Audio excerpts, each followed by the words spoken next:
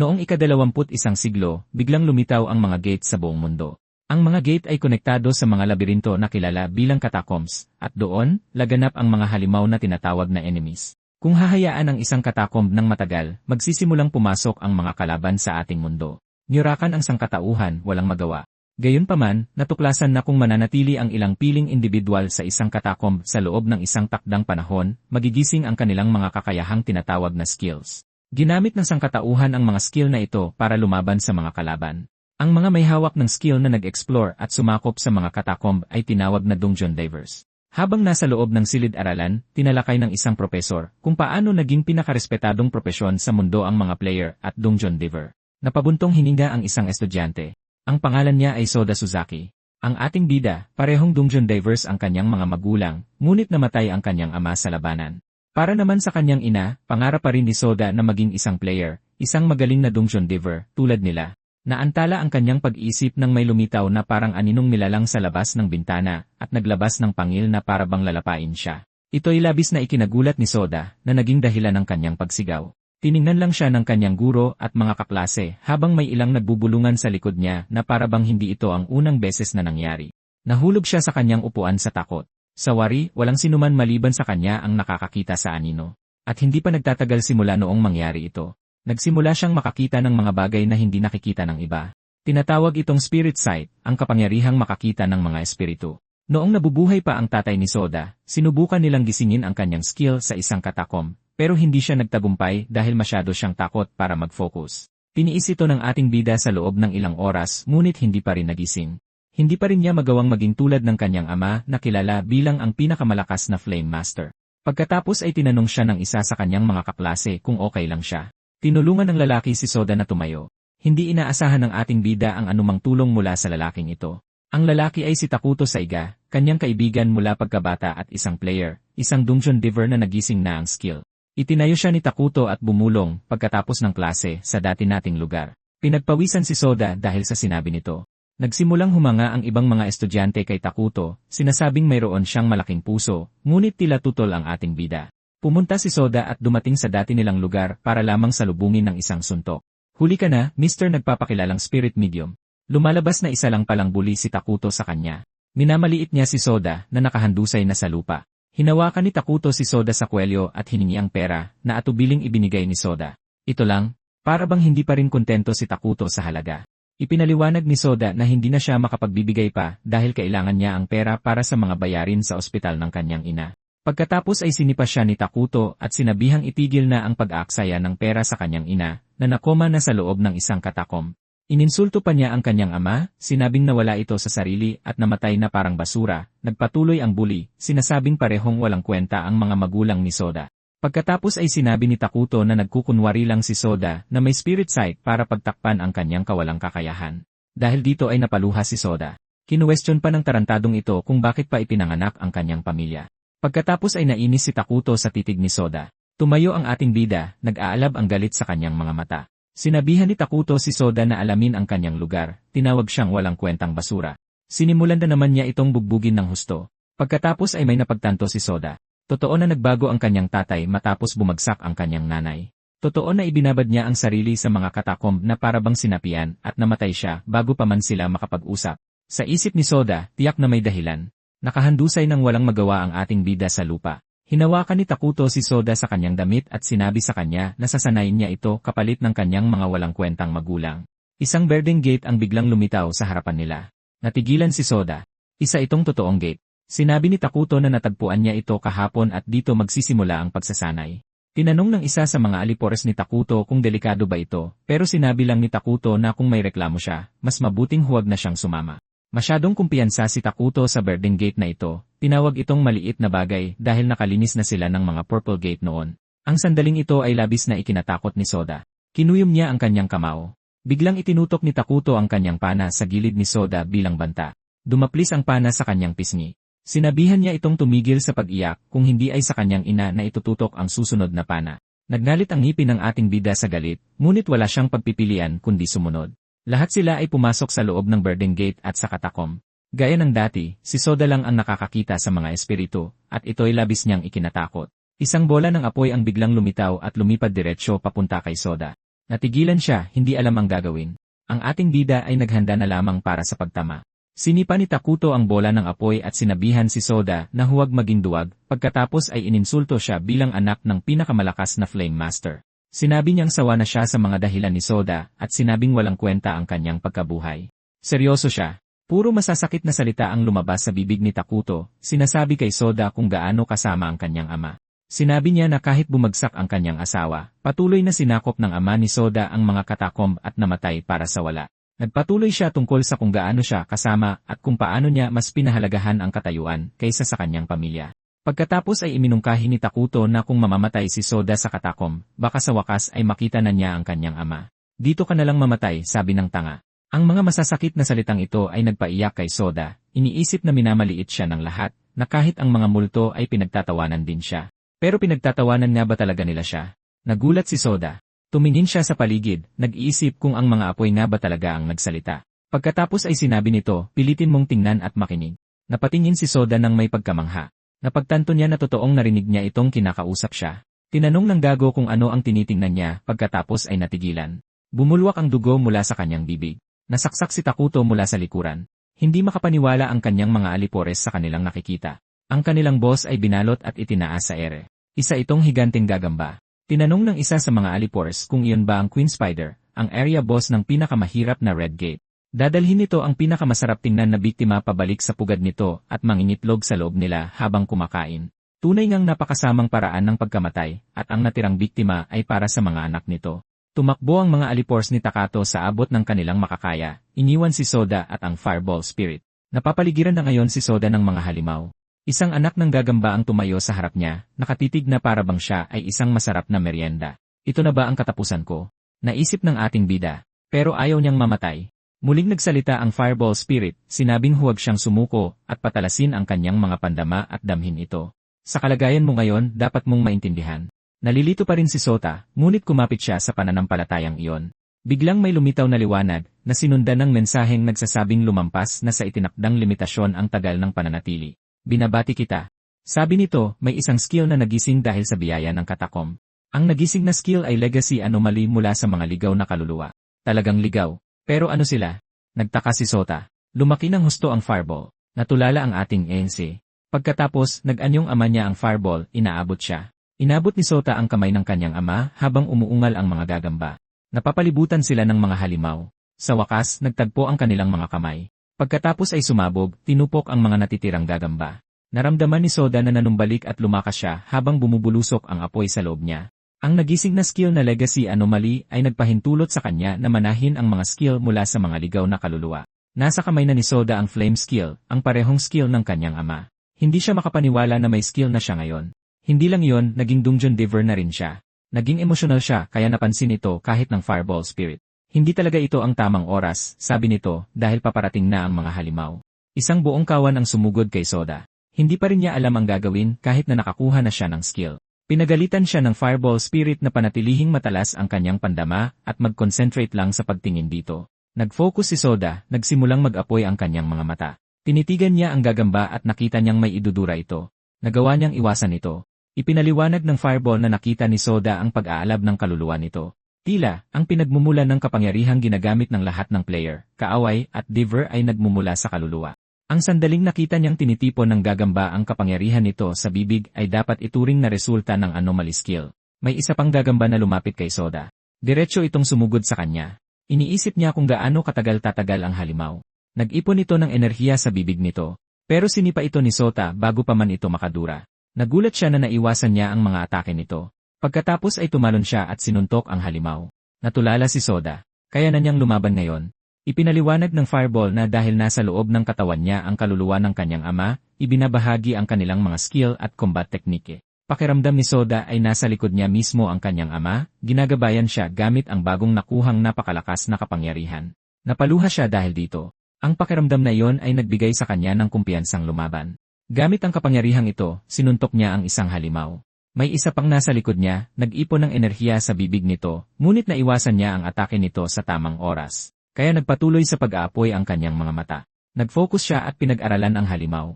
Pagkatapos may nakaagaw ng kanyang pansin. Tinanong ng ating NC ang apoy kung nakita niya ba ang kahinaan ng gagamba. Lumundag si Soda at tinamaan ang gagamba sa kahinaan nito. Masusing nanood ang ating Ace. Nakatanggap ng malalang tama ang gagamba. Nag-iwan si Soda ng apoy sa lugar na kanyang hinawakan. Hindi inaasahan, may isa pang gagamba ang pumosisyon sa harap niya. Humakbang ito pagkatapos ay lumingon sa kabilang direksyon. Tumakbo ang tarantado para iligtas ang sarili. Pero hindi pumayag si Soda. Nag-ipon siya ng enerhiya sa kanyang braso at inutusan ang skill na Prison Blaze. Nakatanggap ng malalang tama ang tumatakbo. Sa wakas, tapos na. Bumuntong hininga siya. Medyo nakakapagod pero hindi masama para sa isang baguhan, komento ni Flemmy. Sinabi ng Fireball kay Soda na kausapin na ang kaluluwa ng kanyang ama at pakinggan ang mga natitirang pagsisisi nito. Pagkatapos lamang alisin ang mga pagsisising iyon ay maaari niyang lubusang manahin ang skill. Iyon ang kakayahan ng skill na anomaly. Nalito si Soda kung bakit napakaraming alam ng Fireball. Binaliwala lang nito ang kanyang mga tanong, sinasabing si Soda ay nasa semi-awakened state pa lang na hindi pa kumpleto ang pagdama sa mga kaluluwa. Pero mayong nagising na ang kanyang mga skill, sa wakas ay makakausap na niya ang isang kaluluwa. Nagpakita sa kanya ang kaluluwa ng ama ni Soda. Nakangiti ito na para bang sobrang ipinagmamalaki niya ang kanyang anak. Sinimulan ng kanyang ama ang usapan, sinabing matagal na rin. Natigilan ang ating Ace. Magsasalita na sana siya, pero pinigilan siya ng kanyang ama at unang humingi ng paumanhin. Hindi nagpigil si Soda. Hiningi niyang malaman kung bakit hindi na natili ang kanyang ama kasama ng kanyang ina. Sinabi ng kanyang ama na umalis siya dahil sinusubukan niyang iligtas ito. Lubos na nagulat si Soda sa sagot. Bumagsak ito dahil sa laso ng Queen Spider. Para makagawa ng antidote, kailangan niya ang mga pangil nito. Kaya naman sumugod siya sa bawat red gate na lumitaw, na walang dudang kapusukan. Pero noong akala niyang nakuha na niya ito, isang bitag ang na-activate. Hindi alam ng ating Ace kung paano tutugon. Nagpatuloy ang kanyang ama. Inamin niyang tumanggi siyang makinig sa sinuman, pinipilit ang sarili sa sunod-sunod na raid. Galit pa rin si Soda kahit narinig na ang paliwanag ng kanyang ama. Galit siya dahil pinili ng kanyang ama na pasanin ang lahat mag-isa gayong dapat ay pamilya sila. Inamin ni Soda na baka hindi siya gaanong nakatulong, pero sana man lang ay kinausap siya ng kanyang ama.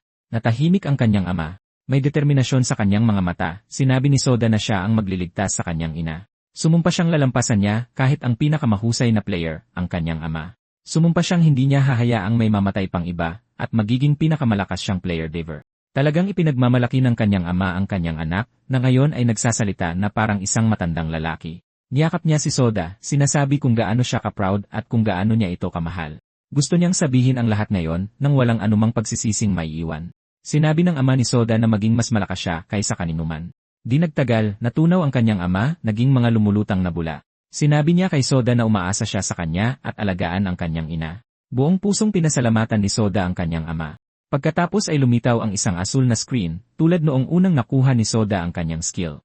Ang pag-uusap ay nag-alis ng mga natitirang pagsisisi ni Keiichiro Suzaki. Ganap nang naipamana ang skill.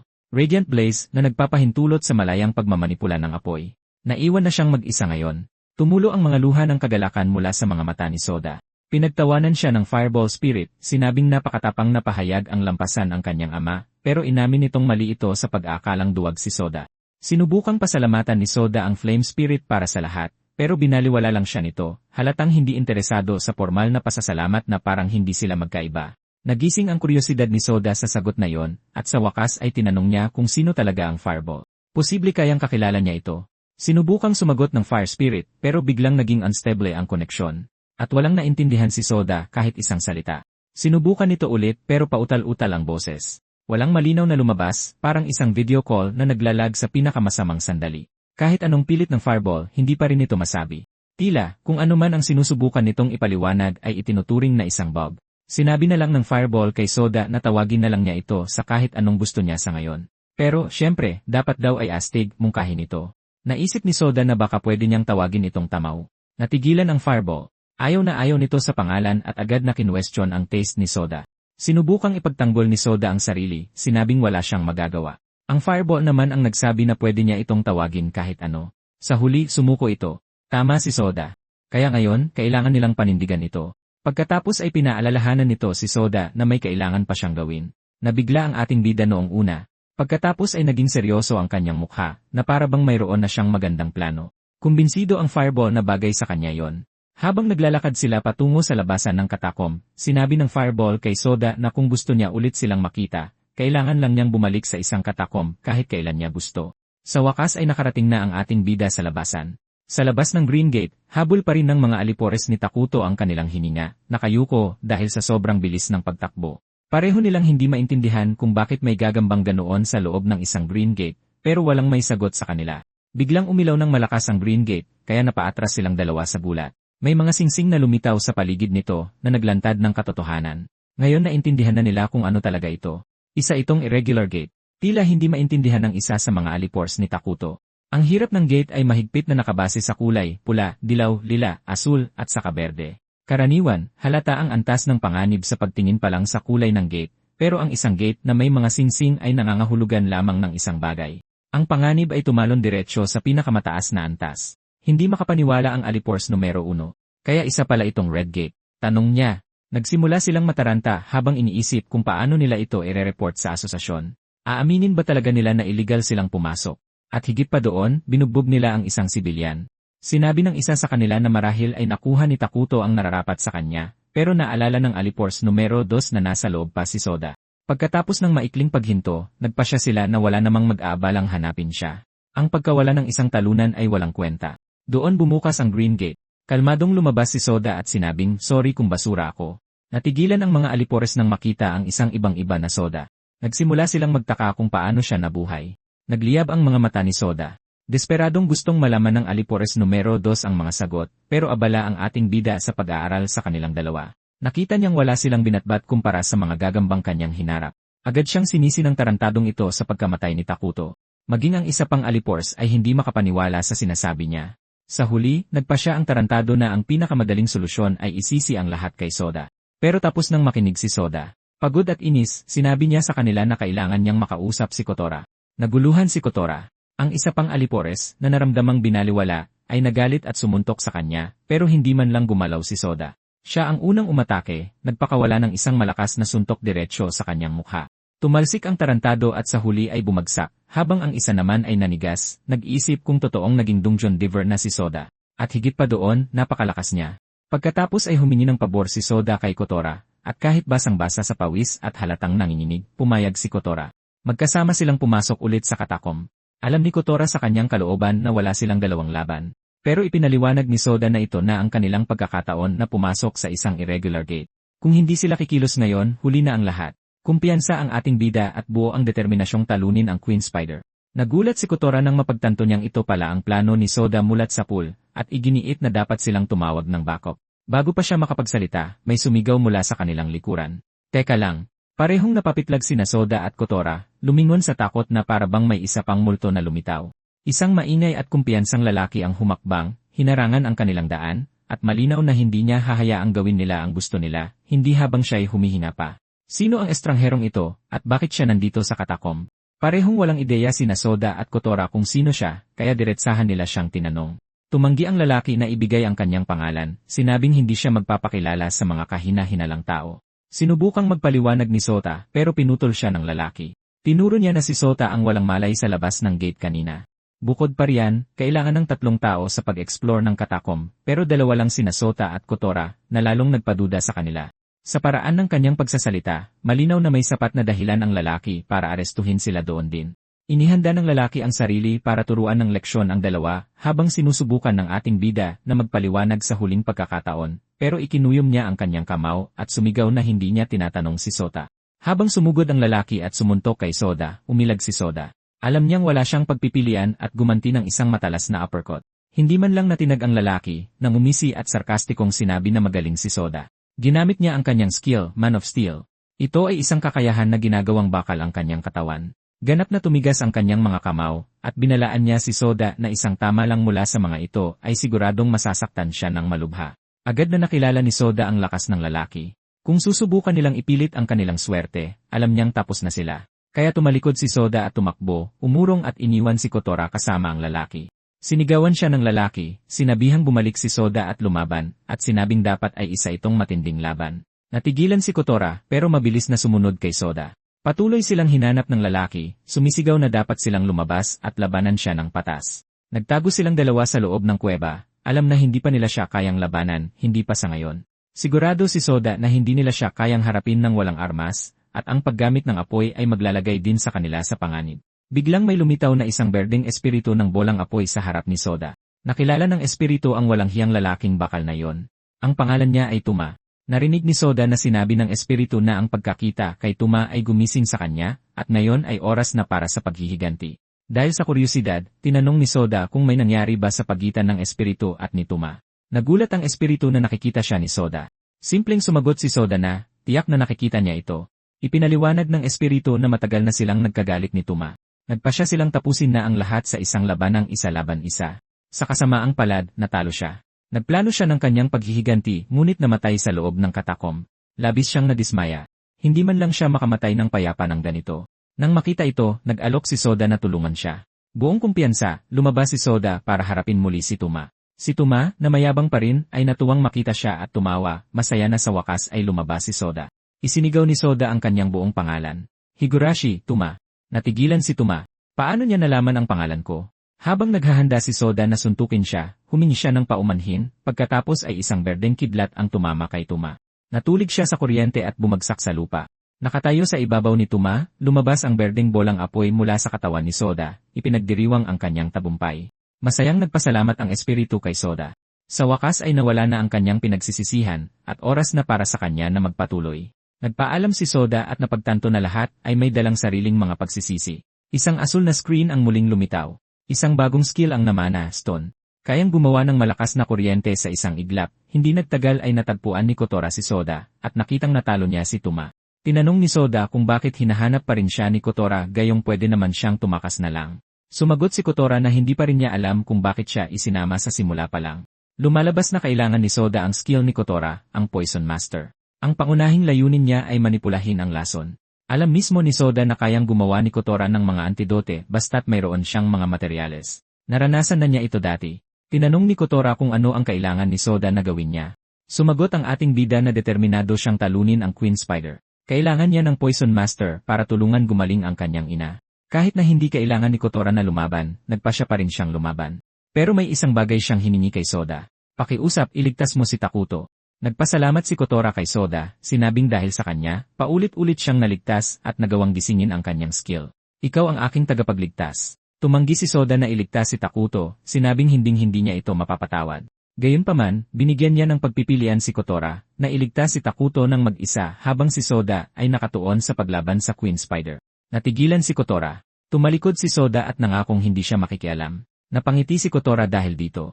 Biglang nagising si Tuma mula sa pagkatulog. Nagpanik ang dalawa, pero hindi inaasahang niyakap ni Tuma sina Soda at Kotora, sinabing paiyakin nila siya. Nalito sina Soda at Kotora, pero kahit papaano'y tatlo na sila ngayon sa loob ng katakom. Sinabi ni Tuma na dapat sinabi na ni Soda sa kanya ang dahilan sa simula pa lang, pero nang atwiran ang ating bida na siya ang unang umatake nang hindi nakikinig. Nag-alok si Tuma na tulungan siya, pero nag-alinlangan si Soda. Nag-aalala siyang magiging masyadong delikado. Iginigit pa rin ni Tuma. Imposibleng hindi siya tutulong. Ginagawa niya ito dahil gusto niya. Sakto namang lumitaw sa harap nila ang galit at gutom na Queen Spider. Sakto ang tempo at wala ng oras para tumakbo. Ngumisi si Tuma habang ang kanyang mga kamao ay muling naging bakal, handang lumaban kasama sina Soda at Kotora noon din. Ang nakakatakot na Queen Spider ay nakatayo na ngayon sa harap nila, handang lamunin sila ng buo. Tinanong ni Kotora si Tuma kung gaano nakalayo ang narating niya sa paglilinis ng mga katakom. Sa ngayon, nalinis na ni Tuma ang Purple Gate area, ngunit bagong teritoryo pa rin para sa kanya ang isang Red Gate. Ito na siguro ang pinakamalaking hamon na kanyang hinarap at wala siyang balak na magpigil. Habang naghahanda si Tuma na protektahan silang dalawa, biglang humakbang si Soda para harapin ang Queen Spider ng mag-isa na ikinagulat ng lahat. Buong-buo ang kanyang determinasyon na talunin ito para ipaghiganti ang kanyang mga magulang. Sumugod ang Queen Spider. Madaling naiwasan ni Soda ang mga atake nito, gumagalaw na para bang ginawa na niya ito nang hindi mabilang na beses dati. Naglunsad ng web attack ang Queen Spider. Tumalon si Soda rito nang walang pag-aalinlangan. Napatitig na lang sa gulat sina Tuma at Kotora. Ang bersyon na ito ni Soda ay parang ibang-iba, na parabang nakalinis na siya ng Red Gate dati. Alam ni Kotora na hindi iyon posible. Ilang oras pa lang na naging dungeon diver si Soda, pero ang kanyang mga atake at pag-iwas ay parang sa isang veterano. Tapos biglang sumiklab ang apoy mula sa mga kamay ni Soda. Imposibleng makagamit siya ng apoy, bulong ni Tuma. Nagpipigil lang pala siya. Sapat na yon para mag-alab din ang loob ni Tuma. Hindi rin siya pwedeng matalo rito. Naging bakal ang kanyang mga kamao nang i-activate niya ang kanyang Man of Steel skill. Isinuntok niya ang isa sa mga binti ng gagamba, ibinuhos ang lahat ng lakas niya rito. Pero sa kanyang gulat, walang nangyari. Para bang walang epekto ang atake. Ang hindi napansin ni Tuma ay nasa likuran na niya ang ulo ng gagamba, handang magpakawala ng nakamamatay na atake. Habang nag-flashback ang buhay ni Tuma sa harap ng kanyang mga mata, biglang sumulpot si Soda at sinaktan ang ulo ng gagamba gamit ang kanyang bagong nakuha na skill. Electric Shock, Stun. Isang berdeng kidlat ang humagupit at tumama sa likod ng gagamba, ngunit napakatibay ng Queen Spider. Halos hindi ito naapektuhan ng stun, sabi ng dalawa. Mabilis na iminungkahi ni Soda na gumamit ng apoy basta't kayang maging distraction ni Tuma. Hindi nag-atubili si Tuma. Magandang plano yon. Ginawa niyang bakal ang buo niyang katawan. Inactivate ni Tuma ang kanyang overdrive mode, handang-handa na harapin ang gagamba. Napansin ng Queen Spider na hindi tumatalab ang atake nito. Inasar ni Tuma ang halimaw at sinabing lakasan pa nito ang mga atake. Alam niyang hindi magtatagal ang kanyang skill, kailangang tapusin ito ni Soda ng mabilis. Ibinuka ng Queen Spider ang marumi nitong bibig at sumugod kay Tuma. Kinagat nito ang pain. Habang papalapit ito, tumalon si Soda mula sa likod ni Tuma, nag-aalab sa apoy ang kanyang kamao. Apoy na bulaklak. Sinira niya ang isa sa mga binti ng gagamba. Sumigaw sa sakit ang rey ng gagamba habang tumatalab ang mga paso. Umatras ito na nagpapatunay na epektibo nga ang apoy. Nagpatuloy sa paggalaw ang tatlo. Namangha si Kotora sa paraan ng paglaban ng dalawa. May pagkakataon talaga silang manalo, at ngayon ay pagkakataon na niyang iligtas si Takuto. Tumakbo si Kotora pasulong nang biglang may nahulog na sapatos sa harap niya. Agad niyang nalaman kung kaninong sapatos iyon. Kay Takuto. Nilalamon na ng rey ng gagamba ang ibabang bahagi ng katawan ni Takuto. Sumigaw si Kotora sa abot ng kanyang makakaya. Sumugod siya, handang umatake ng buong lakas, pero itinaas ng gagamba ang isa sa mga binti nito at sumaksak pababa. Ilang pulgada na lang ang layo nito kay Kotora. Nang sumugod si Tuma para iligtas siya, ang binti ng gagamba ang tumusok sa kanyang likod. Nabiyak ang balot na bakal, nagkawatak-watak at nahulog sa lupa ng paunti-unti. Masyado bang malambot ang bakal ko? Hindi nag-atubili si Soda. Sumugod siya patungo sa gagamba para iligtas ang kanyang mga bagong kaibigan. Pero nahuli siya ng isa sa mga binti ng gagamba at inihagis sa pader ng katakom. Bumagsak siya sa lupa. Mahigpit na binalot ng gagamba si Soda sa sapot nito, pagkatapos ay gumapang palapit at itinaas siya sa ere. Binuksan nitong muli ang marumi nitong bibig. Lalalamunin na sana siya nito, ngunit ito mismo ang hinihintay ni Soda. Nagpapasalamat siya na ganito siya kalapit. Nagkunwaring walang malay, sinunog niya ang sapot sa paligid ng kanyang katawan. Namangha si Tuma sa kanyang panlilinlang.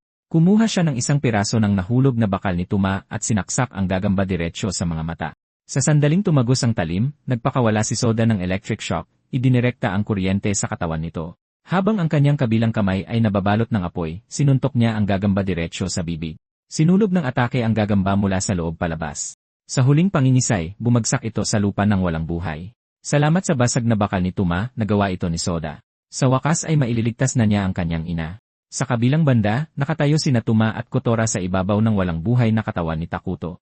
Humagulgol si Kotora, puno ng pighati at hindi makapaniwala.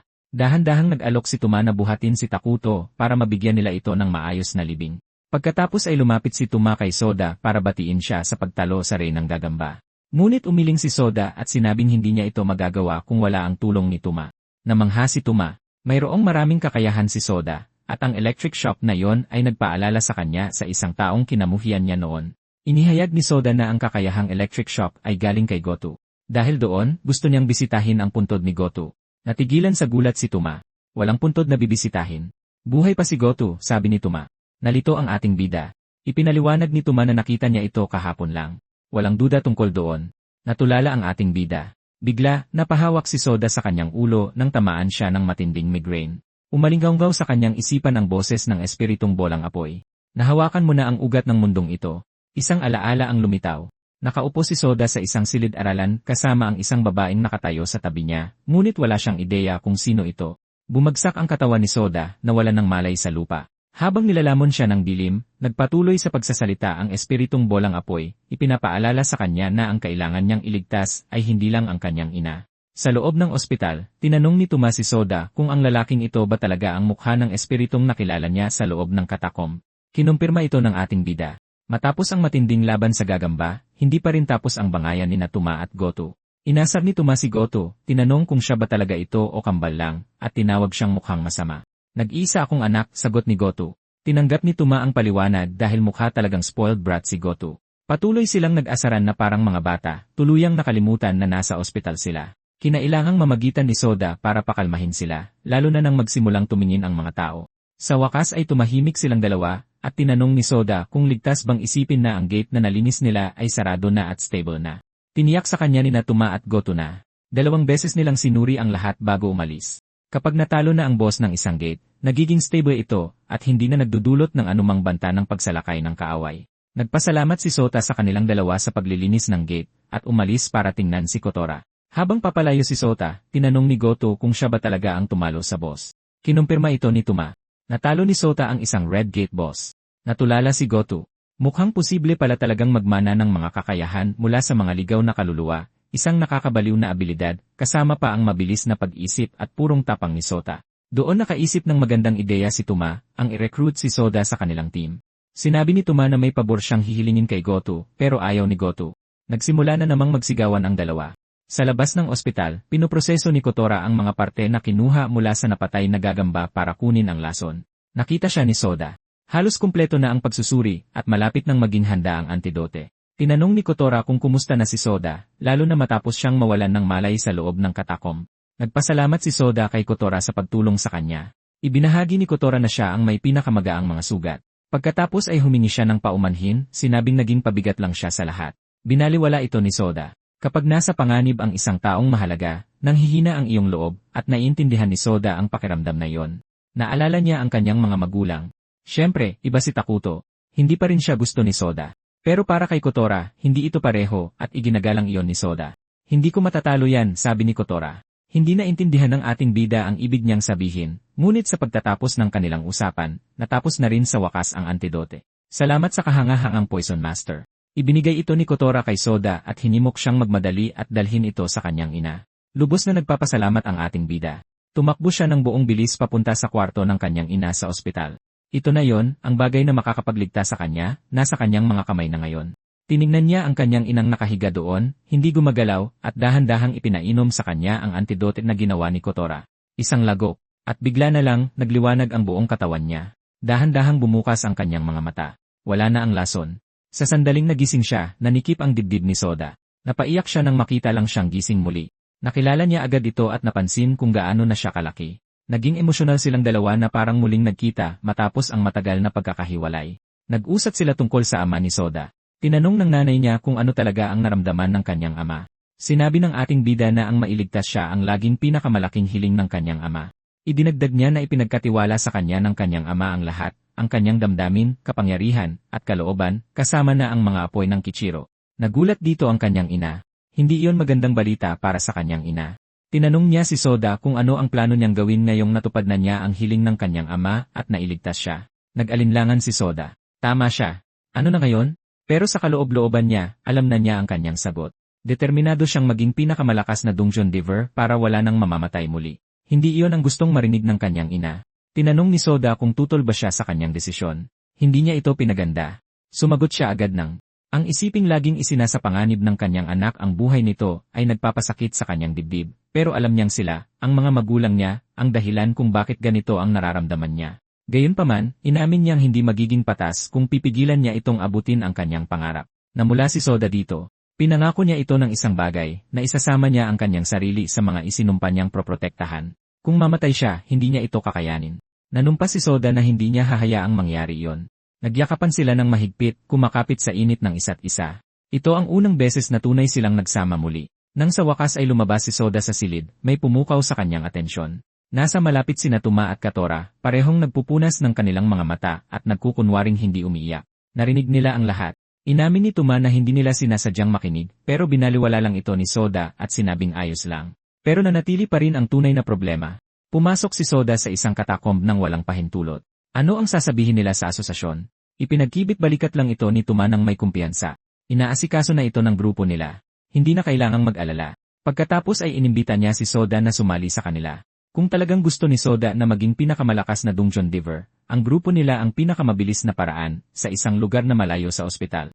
Sa loob ng isang dilaw na gate, isang lalaki ang naglakad sa mga walang buhay na katawan ng mga halimaw sa katakom. Humingi siya ng paumanhin sa isang tao, sinasabing kumilos si Tuma ng mag-isa. Kausap niya ang isang lalaking may puting buhok na kaswal na nakaupo sa ibabaw ng tumpok ng mga patay na halimaw. Hindi ito ininda ng lalaking may puting buhok. Tutal, may gusto rin siyang makilala. Isang lalaking nagngangalang Sota Suzaki. Ang isang team ay isang organisasyon na nagpapasa ng formation notice sa Dungeon Diver Association, tumatanggap ng opisyal na pag-apruba, at nagsasagawa ng paggalugad sa katakomb at pagpuksa sa boss. Sa madaling salita, obligasyon ng isang team na magsagawa ng pananakop sa mga dungsyon. Habang naglalakad sa isang mapayapang maaraw na araw, buong pagmamalaking ipinaliwanag ni Tuma kina Soda at Kotora na miyembro siya ng kilalang team na tinatawag na Tenro. Mabilis na sumingit si Kotora, sinasabing hindi lang isang top-class na grupo sa Japan ang Tenro. Isa ito sa mga pinakamahusay na team sa buong mundo. Ang team ay nahahati sa mga squad, mula 1 hanggang 10, bawat isa ay pinamumunuan ng isang napakahusay na kapitan. At higit sa kanilang lahat ay ang mismong Commander-in-Chief. Tinapik ni Tuma si Kotora sa likod, humanga sa kung gaano siya katumpak at kaalam. Naalala naman ni Kotora kung paano hinangaan ni Takuto noon ang Tenro. Pangarap niyang sumali sa kanila balang araw, walang tigil na nagsasanay kahit hindi pa bahagi ng anumang team. Napatulala si Toma. Sumali si Sota sa usapan, sinabing may alam din siya tungkol sa kanila, na ang pangalan ng Commander-in-Chief ay Yamato Tsumeragi. Nalutas niya ang mga makasaysayang insidente sa buong mundo, at opisyal siyang pinangalanan ng Japanese Dungeon Diver Association bilang pinakamalakas. Naisip ni Soda kung ano kaya ang pakiramdam na makilala ang isang taong ganoon kahusay. Tinanong ni Ketora ang bida kung kinakabahan siya, pero mabilis itong umiling. Sinabi niyang hindi siya kinakabahan. Sa totoo lang, nagpapasalamat lang talaga siya sa pagkakataon. Humanga si Tuma. Ang tibay ng loob ng batang to. Sakto, nakarating sila sa headquarters. Mula sa labas, mukha lang itong isang lumang bahay, pero mapanlin lang ang mga anyo, at tiniyak ni Tuma na hindi ito ang inaakala nila. Sa sandaling bumukas ang pinto, isang malawak na espasyo ang bumungad sa kanila. Isa itong high-tech na pasilidad, lubos na naiba sa kanilang inaasahan. Habang magsisimula na sanang magpaliwanag at magyabang si Tuma tungkol sa lugar, isang lalaki ang biglang lumitaw sa likod niya at sinuntok siya sa ulo. Pinagalitan ng lalaki si Tuma sa pagkilos ng mag-isa at paggalugad sa isang katakom, at pagkatapos ay ipinasa sa team ang paliwanag para sa espesyal na pagbubukod na iyon. Agad na naging depensibo si Tuma, iginiit na may pahintulot siya ni Yamato. Hindi tumigil sa panununtok ang lalaki. Ito ang nakatatandang kapatid ni Tuma. Habang patuloy siyang sumusuntok, tinanong niya si Tuma kung ipinasa niya ba ang lahat ng papeles kay Goto mula sa pangalawang squad. Ang tanong na iyon ay nagpaalala sa kanya kung paano siya kinutya ni Goto kanina. Imposibleng nanahimik ang taong iyon. Siguradong isinumbong siya nito. Gayunpaman, nagpatuloy lang ang magkapatid sa pagsusuntukan at pag-aasaran. Nagpaalam si Soda para subukang pigilan ang magkapatid, ngunit pinutol siya ng lalaki. Mahinahong tinawag ang mga pangalan ni Soda at Kotora. Nagpakilala siya bilang si Yusei Igarashi, ang Deputy Commander-in-Chief ng Tenro. Yumuko ng malalim si Yusei at humingi ng paumanhin sa ngalan ng kanyang nakababatang kapatid. Inamin niya na si Tuma ay laging padalos-dalos at hindi nakikinig. Iginiit ng aming natataranta at mahiyain na bida na ayos lang. Tutal, malaking tulong naman si Tuma. Sakto namang pumasok ang isang lalaki, at sinabing masyadong mahigpit si Yusei kay Tuma. Ito ang parehong lalaki na nakita natin sa loob ng mga katakom, nakaupo sa ibabaw ng mga tumpok ng patay na halimaw, si Yamato Tsumeragi. Idinagdag niya na sinusubukan lang naman ni Tuma na tumulong sa mga tao, kaya dapat luwagan siya ni Yusei. Natigilan si Soda. Hindi niya inaasahan na ganito kanormal ang Commander-in-Chief. Pinapanood lang sila ni Soda habang nag-uusap at napansin na mas maliit si Yamato kaysa sa magkapatid na Igarashi. Inactivate ni Soda ang kanyang kakayahan at tinignan ang kanilang mga kaluluwa. Halatang mas malakas si Yusei kaysa kay Tuma, ngunit ordinaryo lang ang pakiramdam sa kaluluwa ni Yamato. Hindi, baka mas mababa pa roon. Tumingin si Yamato sa direksyon ni Soda at binati siya, sinabing nasasabik siyang makilala na rin ito sa wakas. Humanga siya sa anomaly ability ni Soda. Inisip ng ating bida na mas palakaibigan itong si Yamato kaysa sa inaasahan niya. Tapos ay tinanong siya ni Yamato ng isang simpleng tanong. Gusto ba talaga ni Soda na maging pinakamalakas? Inanyayahan siya ni Yamato na tingnan kung ano talaga ang ibig sabihin ng pinakamalakas, kung saan pumayag ang ating bida. Bago pa man sila mabalaan ni Yusei, tiniyak ni Yamato sa lahat na ayos lang ang lahat at magpipigil siya. Bukod pa roon, mukhang handang-handa na si Soda. Walang ibang nagawa si Yusei kundi magpasya na makikialam lang siya kung magiging delikado ang sitwasyon. Dinala sila ni Yamato sa training room. Sa isang iglap, nagbago ang paligid. Napakabilis ng pagbabago kaya hindi na ito na proseso ni Soda. Itinaas ni Yamato ang kaliwang kamay, binibigyan ng babala si Soda na susuntok na siya. Inactivate muli ni Soda ang kanyang Burning Ace. Alam niyang hindi niya pwedeng ibaba ang kanyang depensa. Maaaring gumamit si Yamato ng kung anong skill. Sinubukan niyang basahin ang kaluluwa ni Yamato, blanko pa rin. Tapos nag-iba ang aura ni Yamato. Isang matingkad na orange na aura ang lumabas mula sa pinuno. Huli na. Nasa harapan na niya si Yamato. Tumama ang suntok, tumilapon si Soda diretsyo sa pader.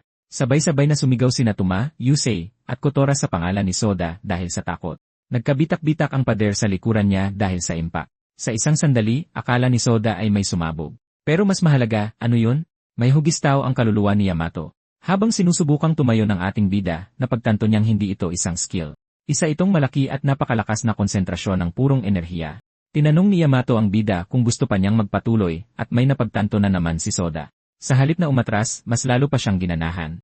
Bumugso ang kanyang mga apoy mula sa loob habang pinipilit niyang tumayo. Sumugod muli si Yamato, mabilis at walang tigil, pero sa pagkakataong ito, nakailag si Soda. Ikinagulat ito ni Yamato pero inaasahan naman. Sunod-sunod na suntok ang lumilipad pero patuloy na umiiwas si Soda. Naisip niya na kahit masalag niya ito, isa pang malakas na tama at baka hindi na siya makatayo. Sinabi niya sa sarili na hindi na pwedeng sa mata lang siya umasa para makasabay, kailangan niya rin itong pakiramdaman. Bawat galaw, bawat pagbabago, gamit ang bawat parte ng kanyang katawan para tumugon. Ito na. Isang sandali laban sa pinakamalakas. Napakagandang pagkakataon. Kumukulo ang dugo ni Soda sa excitement habang paulit-ulit siyang sinusugod ni Yamato. Ayaw niyang tumigil ito. Gusto pa niya. Mas malakas na tama, mas mabilis na galaw, walang pagpipigil. Masayang nagpakawala ng sunod-sunod na suntok at sipa si Yamato, pero nailagan lahat ni Soda. Puro pasa na siya, pero nagpatuloy pa rin siya sa laban na pinili niya. Halos hindi makapaniwala si Yus sa nakikita, pero hindi niya maiwasang hangaan ang tapang ni Soda na hindi umatras. Tinanong ni Tuma ang kapatid niya kung ano sa tingin niya, pero ngumiti lang si Yus at sinabing sa tingin niya ay maganda naman ang kinalabasan. Nagsimulang umilaw ang kamao ni Soda, may maliliit na apoy na kumikislap sa paligid nito habang dahan-dahang umiinit. Tumingin siya sa Commander-in-Chief at nagtanong kung pwede na ba niyang ilabas ang lahat. Bahagyang nagbago ang ekspresyon ni Yamato nang marinig iyon, tapos sinabi niya na ito na ang seryosong mode niya, ang pinakamalakas niyang anyo, kaya't ang pagpapaalam ay nakakabawas ng saya. Mas mabuti pang sugurin siya ni Soda gamit ang lahat ng meron siya. Naghanda ang ating bida para ibigay ang kanyang buong lakas. Lumipad ang nag-aapoy na kamao ni Soda papunta kay Yamato, sumabog ang apoy sa pagtama. Nanlaki ang mga mata ni Yamato. Hindi siya makapaniwala sa nakikita niya. Ang skill na yon, pag-aari iyon ni Seiichiro Suzaki, ang pinakamalakas na fire mage. Ang makita itong muli ay nagpasabi kay Yamato, tulad noong dati. Pinuri niya si Soda, sinabing may tunay itong lakas ng loob at inamin na mas lalo niya itong nagugustuhan. Ang marinig iyon mula sa Commander-in-Chief ay isang malaking ginhawa, basang-basa sa pawis at pagod na pagod ang ating bida. Pero hindi pa tapos ang training. Dahan-dahang itinaas ni Yamato ang kanyang kanang kamay, at isang matingkad na orange na aura ang nagliyab sa paligid niya. Ibang level na ang ipapakita ng Commander-in-Chief. Biglang umalinggaw ang mga alarma sa buong pasilidad. Isang emergency announcement ang umalinggaw sa mga pasilyo. Mayroong pagsalakay ng kaaway sa labas. Natigilan ang lahat. Isang malawakang outbreak ang naganap sa Sakurazawa Town. Hindi pa nakakabawi si Soda mula sa training, pero may pagsalakay na agad ng kaaway. Agad na nawala ang excitement ni Yamato. Nagsisimula pa lang maging masaya, pero kailangan talagang itigil ang training. Lumalabas na kapag hinaya ang buhay ng matagal ang isang boss pagkatapos magbukas ng gate, kumakalat ang mga kaaway sa totoong mundo at nagsisimulang umatake ng mga sibilyan. Ipinaliwanag ni Yamato na ang mga gate na malapit sa mga lungsod ay halos hindi pinababayaan ng ganito. Kaya sa pagkakataong ito, malamang ay dahil nabigo ang ilang challenger na i-clear ang kanilang mga gate sa oras. Agad na pumasok ang Commander-in-Chief at kinuha ang kontrol sa sitwasyon. Tinanong niya si Yusei kung aling mga team ang handa ng kumilos. Teams 1, 2, at 5, sagot ni Yusei nang walang pag-aalinlangan. Mabilis na nagbigay ng utos si Yamato. Ang Team 5 ay inutusang i-escort ang mga sibilyan at siguraduhing makakarating sila sa ligtas na lugar. Inutusan ang Teams 1 at 2 na kumalat at mag-secure ng mga posisyon sa paligid ng 5 kilometro ng Sakurazawa Town para pigilan ang mga kaaway bago pa sila kumalat. Ang mga team ni Yusei at Tuma ang naatasang humarap sa gate mismo. Dahil sa kuryosidad, tinanong ni Sota si Yamato kung ano ang gagawin niya. Sinabi ng Commander-in-Chief na didiretso siya sa mga kaaway at siya mismo ang magpapabagsak sa mga kalat-kalat sa lungsod. Mabilis na nagtanong si Sota kung pwede siyang sumama. Gusto niyang makita kung ano ang itsura ng isang tunay na laban.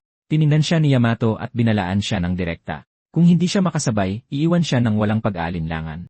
Hindi umatras ang ating bida. Buo na ang kanyang determinasyon, kaya pumayag siya. Sinabihan din si Kotora na sumama sa kanila para bantayan si Soda habang nasa labas sila. Pagkatapos ay itinaas ng Commander-in-Chief ang kanyang boses at ibinigay ang huling utos. Oras na para umalis at walang sinuman ang pwedeng mamatay. Sa pinaghihinalaang lugar ng pagsalakay ng kaaway, si Yamato at Soda ay sumusugod ng buong bilis. Nahihirapan si Kotora na makasabay.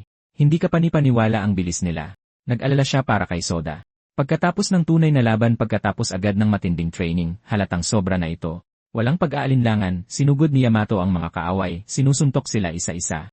Sumulyap siya sa likod at napansin si Soda na napag-iwanan, halatang pagod na pagod. Masyado ba siyang umasa sa kanya? Nanghina ang mga binti ni Soda at siya'y natisod. Nagmamadaling lumapit si Kotora sa kanya, tinatanong kung ayos lang siya. Kinwestiyon ni Sota ang kanyang sarili. Ito na ba talaga ang oras para magpakita ng kahinaan? Mukhang seryosong nag-aalala si Kotora.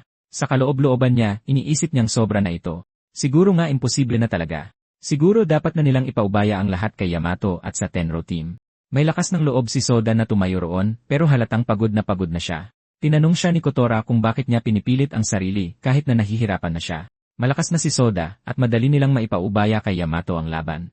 Pero tumangging umatras si Soda. Sinabi niyang hindi siya tatakbo at sisisihin lang ang sarili sa huli dahil sa hindi pagiging sapat na malakas. Sa pagkakataong ito, sa unang beses sa buhay niya, gumagawa siya ng desisyon para sa sarili niya. Gusto niyang maging ang pinakamalakas. Kung susuko siya ngayon, pakiramdam niya'y mas malaki pa sa laban ang mawawala sa kanya.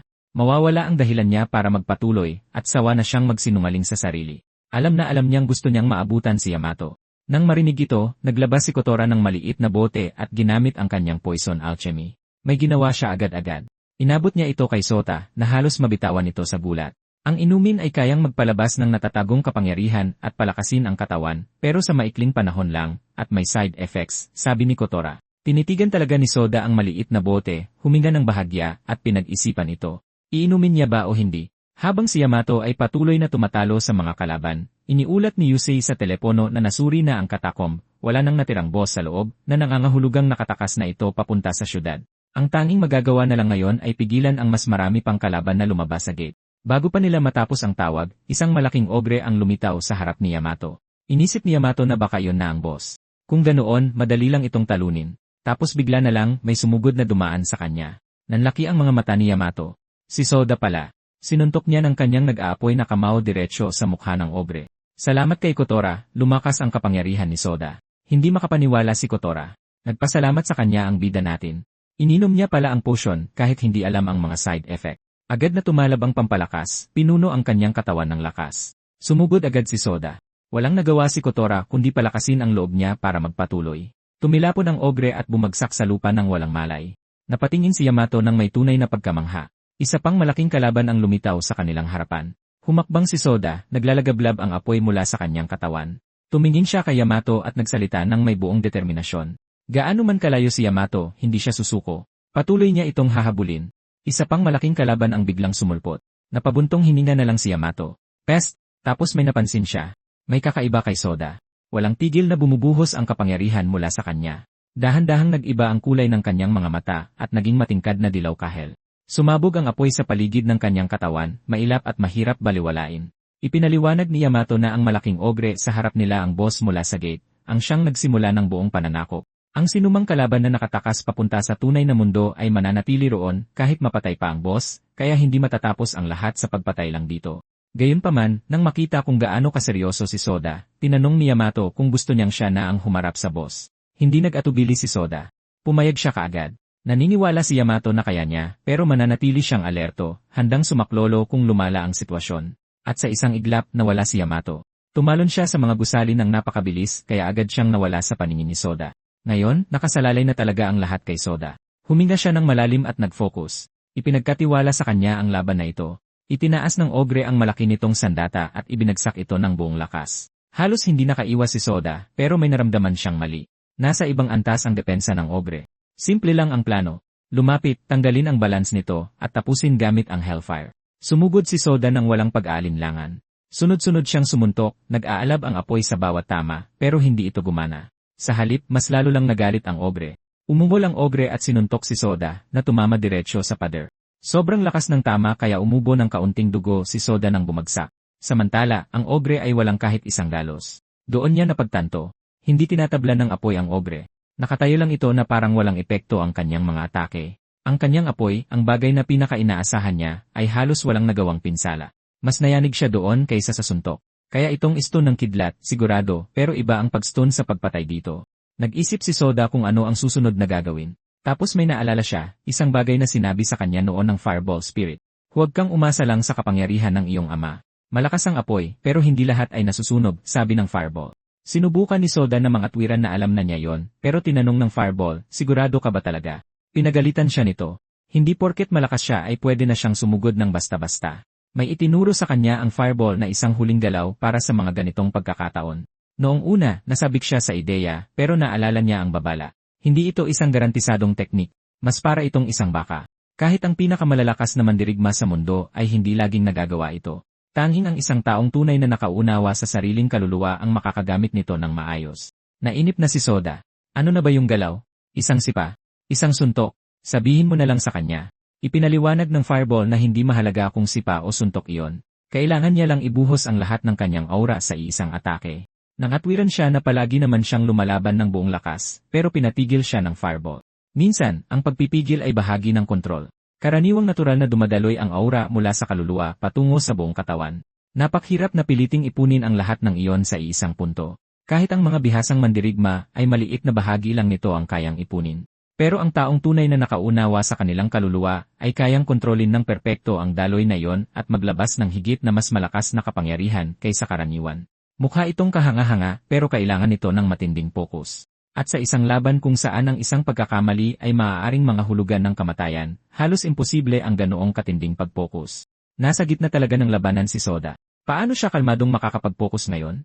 Kaya sinabi ng Fireball na gumagana lang ito sa ilang sitwasyon, at iniwanan siya nito ng isang huling payo. Kung masyadong malakas ang kalaban, tumakbo ka na lang. Pabalik sa kasalukuyan, muling hinarap ni Soda ang Boss Ogre. Sa pagkakataong ito, hindi siya natataranta. Nakatutok siya. Nag-focus siya ng mas malalim kaysa dati. Lalong lumaki, uminit, at naging mas kontrolado ang kanyang mga apoy. Nawala ang ingay sa paligid niya. Namanhid ang sakit sa kanyang katawan. Ang nauna niyang laban kay Yamato ay nagsanay sa kanya para sa sandaling ito. Pagkatapos ay umungol ng malakas ang ogre, sinusubukang takutin siya. Ni hindi kumurap si Soda. Diretsong sumugod sa kanya ang ogre, at pagkatapos ay may naunawaan siya. Sa wakas, naintindihan na niya ang galaw.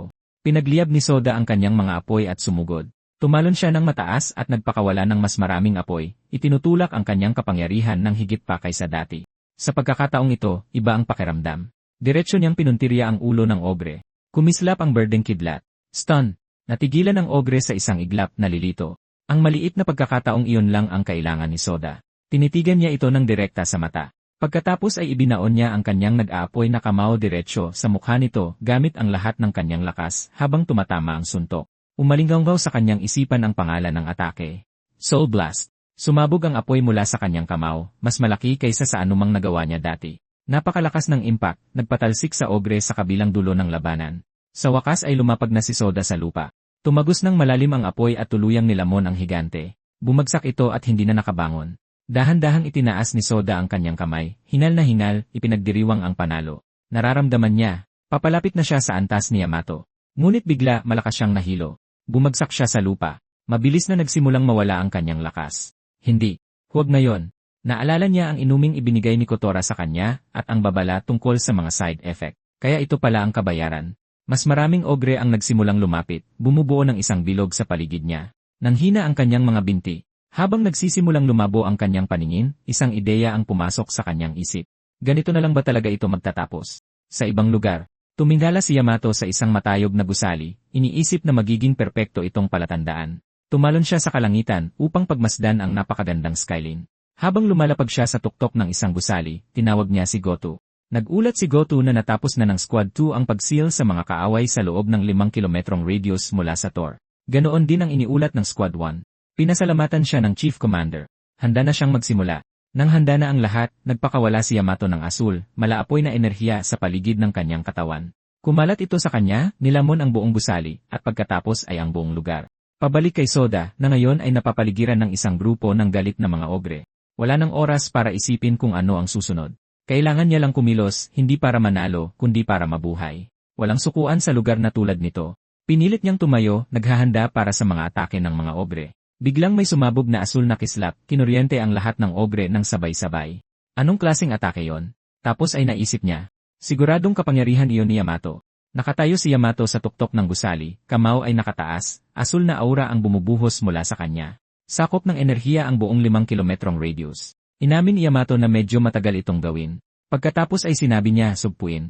Ang kanyang skill, punishment, ay pinakawalan, tinatamaan ang bawat kaaway sa loob. Isa-isa, sa iba't ibang lokasyon, bumagsak sila sa lupa, talunan. Napatitig na lang si Soda sa gulat. Naligtas siya sa huling sandali, at kahit paano ay hindi siya nasaktan. Doon napagtanto ni Soda. Ang aurang iyon ay hindi lang napakalaki, at hindi lang ito kumalat sa buong lungsod. Ang tanging layunin nito ay patayin ang bawat isang ogre. Pagkatapos ay may dumating. Lumingon ang ating bida. Ang magagawa lang ni Soda ay makahinga ng maluwag na siya ay buhay at naligtas. Naglakad papalapit sa kanya ang Commander-in-Chief, masayang pinupuri si Soda sa kanyang magandang gawa. Kaya ito pala ang pinakamalakas, ang tanging naisip ng ating bida, inamin niya sa sarili. Parang napakalayo ni Yamato. Pagkatapos ay nagsimulang lumabo ang paningin ni Soda. Pagkatapos ay nawalan ng malay si Soda. Sa kabutihang palad, nasalo siya ni Yamato. Pagkatapos ay may napansin si Yamato. Ang presensya ng Boss Ogre ay naglaho na bago pa man pinakawalan ang punishment. Ang gawain lang ni Soda ay bigyan siya ng oras. Pero, hindi pa rin siya makapaniwala na natalo talaga ni Soda ang boss ng mag-isa. Itong si Soda, talagang interesante siya. Dalawang bagong dating ang lumapit kay Yamato, inaasar siya dahil sa pagiging pasikat tulad ng dati.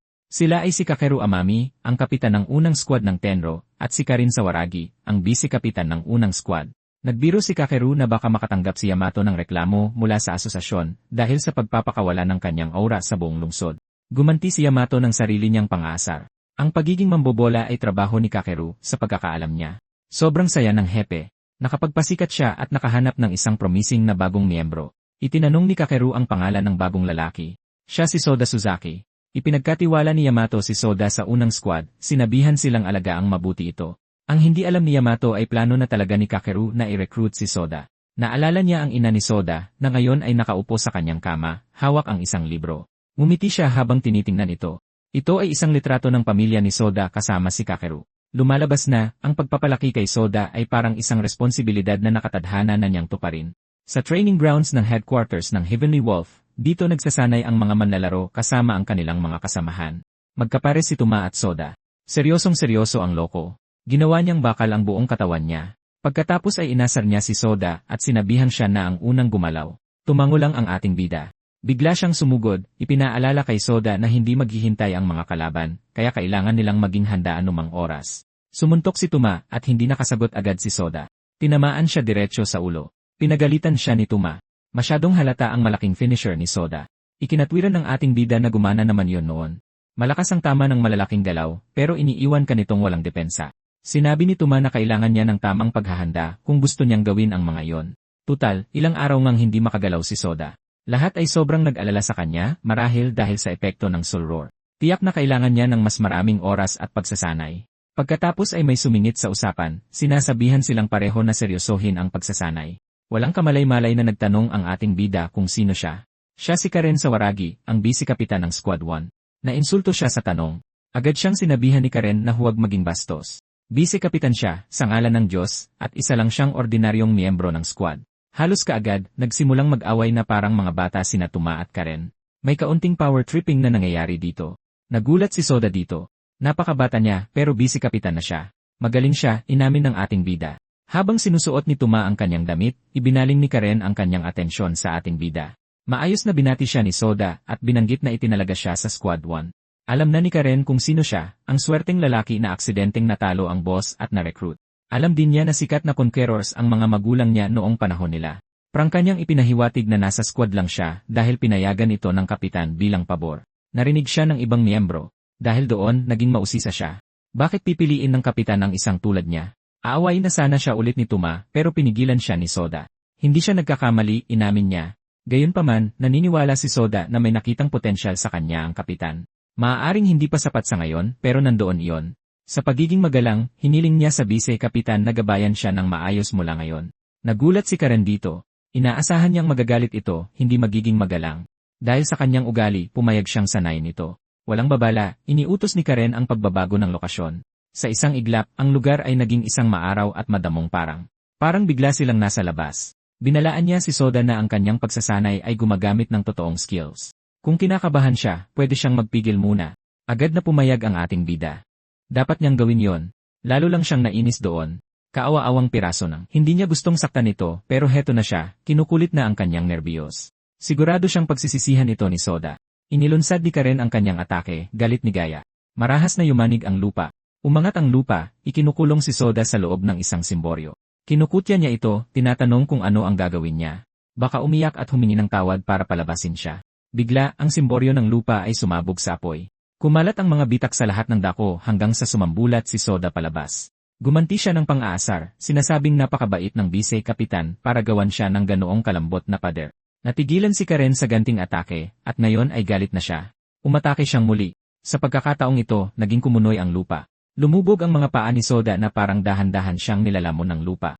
Sumugod si Karen patungo sa kanya, kamaoy handang sumuntok. Ngunit si Soda, mas handa kaysa dati, ay pinagliyab ang kanyang mga kamay at nagpakawala ng sarili niyang suntok. Nagpanik si Tuma. Todo bigay na silang dalawa ngayon. Mayroon talagang maaaring masaktan. Sumigaw siya sa kanila na tumigil, sinasabing sumusobra na ang mga bagay. Maaaring magbanggaan ang kanilang mga suntok na may malakas na epekto sa isa't isa. Ngunit bago pa man tumama ang kanilang mga suntok, parehong napigilan ang mga atake. May humahawak sa kanilang mga kamay sa gitna nila. Itinapon sila sa hangin. Ang sumunod na nalaman nila, pareho na silang nasa lupa. Nagtanong si Soda kung ano ang nangyari. Ang kapitan, si Kakeru, ay pumasok at pinigilan sila. Alam niyang pareho silang kailangang magpalamig ng ulo. Nagulat si Karen at malapit nang magpaliwanag, habang si Soda ay nalilito lang. Sino ang lalaking ito? Nagpakilala si Kakeru bilang kapitan. Grabe namang paraan para makilala siya. Sinabi niyang masaya siyang sa wakas ay makilala si Soda. Gulat pa rin, ganoon din ang naramdaman ng ating Ense. Hindi niya inaasahan na ganito ang magiging unang pagkikita nila. Pagkatapos ay tinukso sila ni Kakeru, sinabing mukhang marami pa silang natitirang lakas. Ipinatawag sila. Isang pulang gate na may kumikinang na singsing ang lumitaw sa bayan.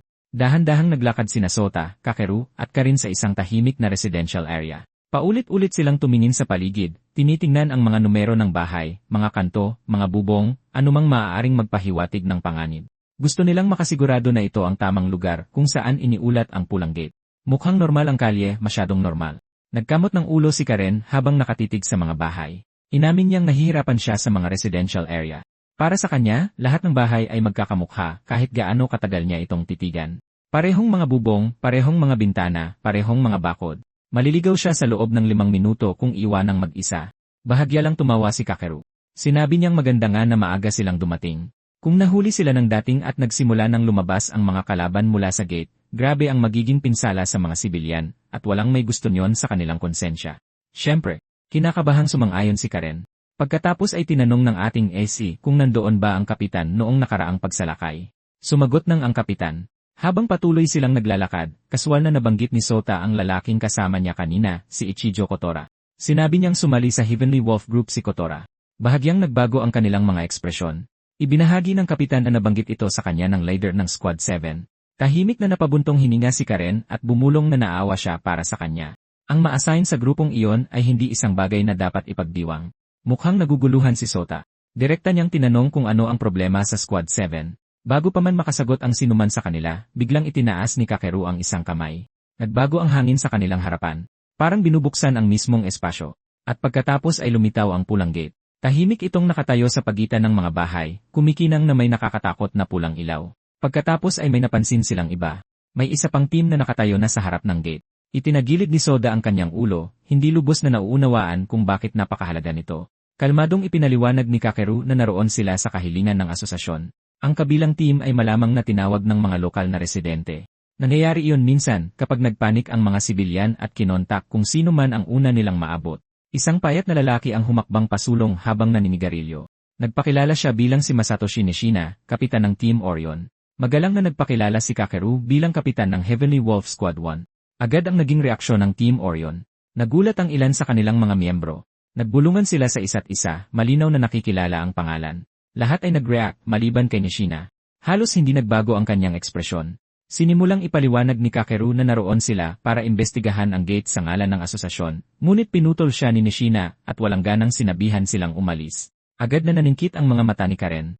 Ipinaalala niya rito na direkta silang ipinatawag ng asosasyon. Bakit sila ang dapat umatras? Kalmadong kinumpirma ni Nishina ang hinala na ni Kakeru. Unang tinawag ng mga lokal ang Team Orion. Ayon sa mga patakaran ng asosasyon, kapag nag-overlap ang mga misyon, ang team na unang dumating ang may prioridad. Walang eksepsyon. Tumango si Kakeru. Naiintindihan niya ang patakaran, ngunit idinagdag niya na nakakahiya ang pag-atras pagkatapos makatanggap ng direktang kahilingan mula sa asosasyon. Kahit na ganoon, nanatiling magalang ang kanyang tono. Nagtanong siya kung maaari man lang silang pumasok ng magkasama at tumulong sa pag-clear ng gate. Umismid si Nishina, sinabing ang mga sikat na team ay laging masyadong nagsisikap na manatili sa magandang paningin ng asosasyon. Gayunpaman, pumayag siya sa isang kondisyon. Susundin ng Heavenly Wolf ang mga utos ng Team Orion sa loob. Pumayag ang kapitan. Agad na napatingin si Karen kay Kakeru nang hindi makapaniwala. Bakit pumayag doon? Ngunit tila hindi man lang nabahala si Kakeru. Kung ang pagpapakumbaba ay magpapanatili ng kaayusan at makakaiwas sa walang kwentang alitan, ito ay maliit na halaga na lamang, sabi ng kapitan. Hindi na nakapangatwiran pa si Karen. Habang pinapanood siya, may napagtanto si Sota. Ang kanyang kapitan ay hindi kapanipaniwalang kalmado, at ang kahinahunan na iyon ay kumalat sa mga taong nakapaligid sa kanya. Hindi nagtagal ay sabay na pumasok ang dalawang team sa pulang gate. May masamang kutob ang ating EC tungkol dito. Malinaw na mababa ang tingin ng ilang miyembro ng Team Orion kay Kakeru. Para sa kanila, ang kanyang pagpapakumbaba ay tila kahinaan. Nagbiro pa si Nishina na sa kabila ng pagiging gwapo, si Kakeru pa rin ang kapitan ng isang nangungunang team. Ang pag-clear sa catacombs kasama siya ay magiging maganda sa kanilang record. Nagpaplano na si Nishina sa loob ng kanyang isipan. Kung magtatagumpay sila dito, ang paggamit sa Heavenly Wolf bilang backup ay lalo lang magpapaganda sa kanila. Sa sandaling pumasok sila sa mga catacomb, nagbago ang lahat. Mas bumigat ang pakiramdam sa hangin. Mas madilim ang espasyo. At pagkatapos ay napalibutan sila. Mga kalaban na parang kabalyero ang lumitaw mula sa lahat ng direksyon, dose-dose na sila, na may mabibigat na baluti at malalaking sandata. Natigilan ang Team Orion. Maging si Nishina ay mukhang nataranta. Nasaktan ang kanyang pride nang makita kung gaano sila dehado. Nagsimulang humingi ng utos ang kanyang mga kasamahan, ngunit walang dumating na utos. Natakot din siya. Sa likuran nila, inactivate ni Soda ang kanyang nag-aapoy na mga mata. Bahagyang kumislap ang mga apoy sa kanyang tingin habang maingat niyang pinag-aaralan ang mga kalaban. Hindi sila tulad ng mga mahihinang kalaban noon. Mas malakas sila. Alam ni Soda na hindi ito kayang harapin ng Team Orion ng mag-isa. Tahimik na sinabi rin ni Kakeru ang pareho. Halos hindi nauunawaan ng sangkatauhan ang mga catacomb. Ang mga pulang gate ay itinuturing na pinakamapanganib, ngunit ang paghatol na iyon ay batay sa limitadong kaalaman.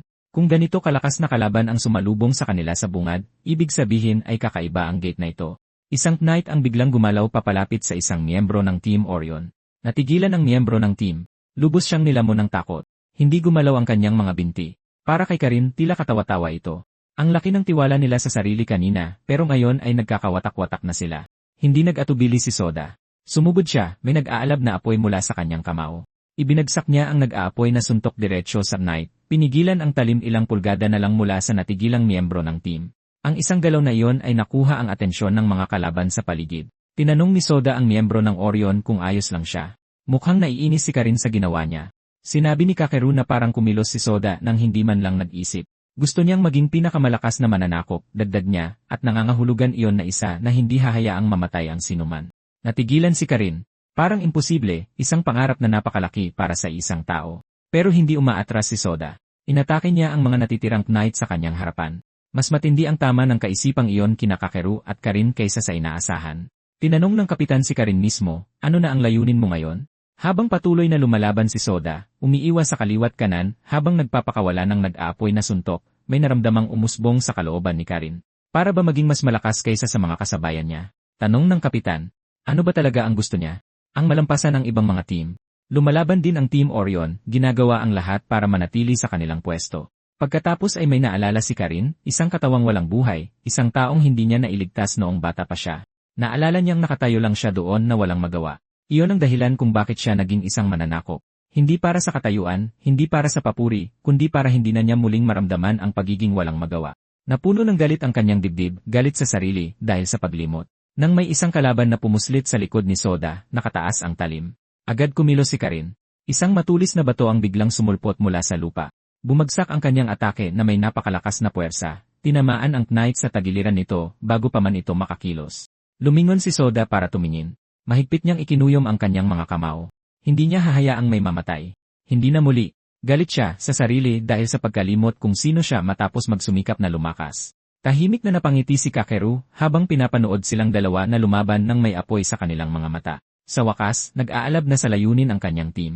At ngayon, handa na nilang harapin anuman ang naghihintay sa loob ng Red Gate. Ngayon ay lubos na silang napapaligiran, nakulong sa isang masikip na bilog ng mga nagngangalit na knight na kalaban na papalapit mula sa lahat ng direksyon. Kahit sa kabila ng lahat ng iyon, hindi umaatras sina Soda at Karin. Unang kumilos si Karin nang hindi nagsasayang ng segundo. Ibinagsak niya ang kanyang kapangyarihan diretsyo sa lupa at pinakawalan ang Rage of Gaia. Sumabog pa itaas ang lupa sa anyo ng matutulis na haliging bato, parang mga higanting patusok na lumalabas mula sa ilalim. Sumunod ang piercing strike. Tumama ang mga patusok sa mga sumusugod na kalaban. Sa isang saglit, mukhang gagana ito. Ngunit biglang dumating ang katotohanan. Hindi tumagos ang mga patusok. Hindi man lang nila gaanong napabagal ang mga knight. Patuloy na sumusugod ang mga kalaban, tinataboy ang mga basag na bato na parang wala lang. Hindi hinayaan ni Soda na mag-isip patungkol doon. Humakbang siya at mabilis na pinakawalan ang kanyang mana, nagpaputok ng stone para subukang pigilan ang kanilang pagdalaw. Pagkatapos noon, pinakawalan niya ang blaze. Kumalat ang mga apoy sa larangan ng digmaan, lumawak at nag-init ng sapat para matunaw ang bakal. Nagpakawala pa siya ng isang buong lakas na hellfire, nilamon ang ilang knight sa isang alon ng matinding apoy. Ngunit nang humupa ang apoy, nakatayo pa rin ang mga knight. Sunog at umitim ang kanilang baluti, ngunit hindi sira. Mas malakas ang kanilang depensa kaysa sa inaasahan. Doon na talaga naunawaan ni Soda at ni Karin. Kayang pabagsakin ng hellfire ang isa. Pero hindi sa ganitong paraan.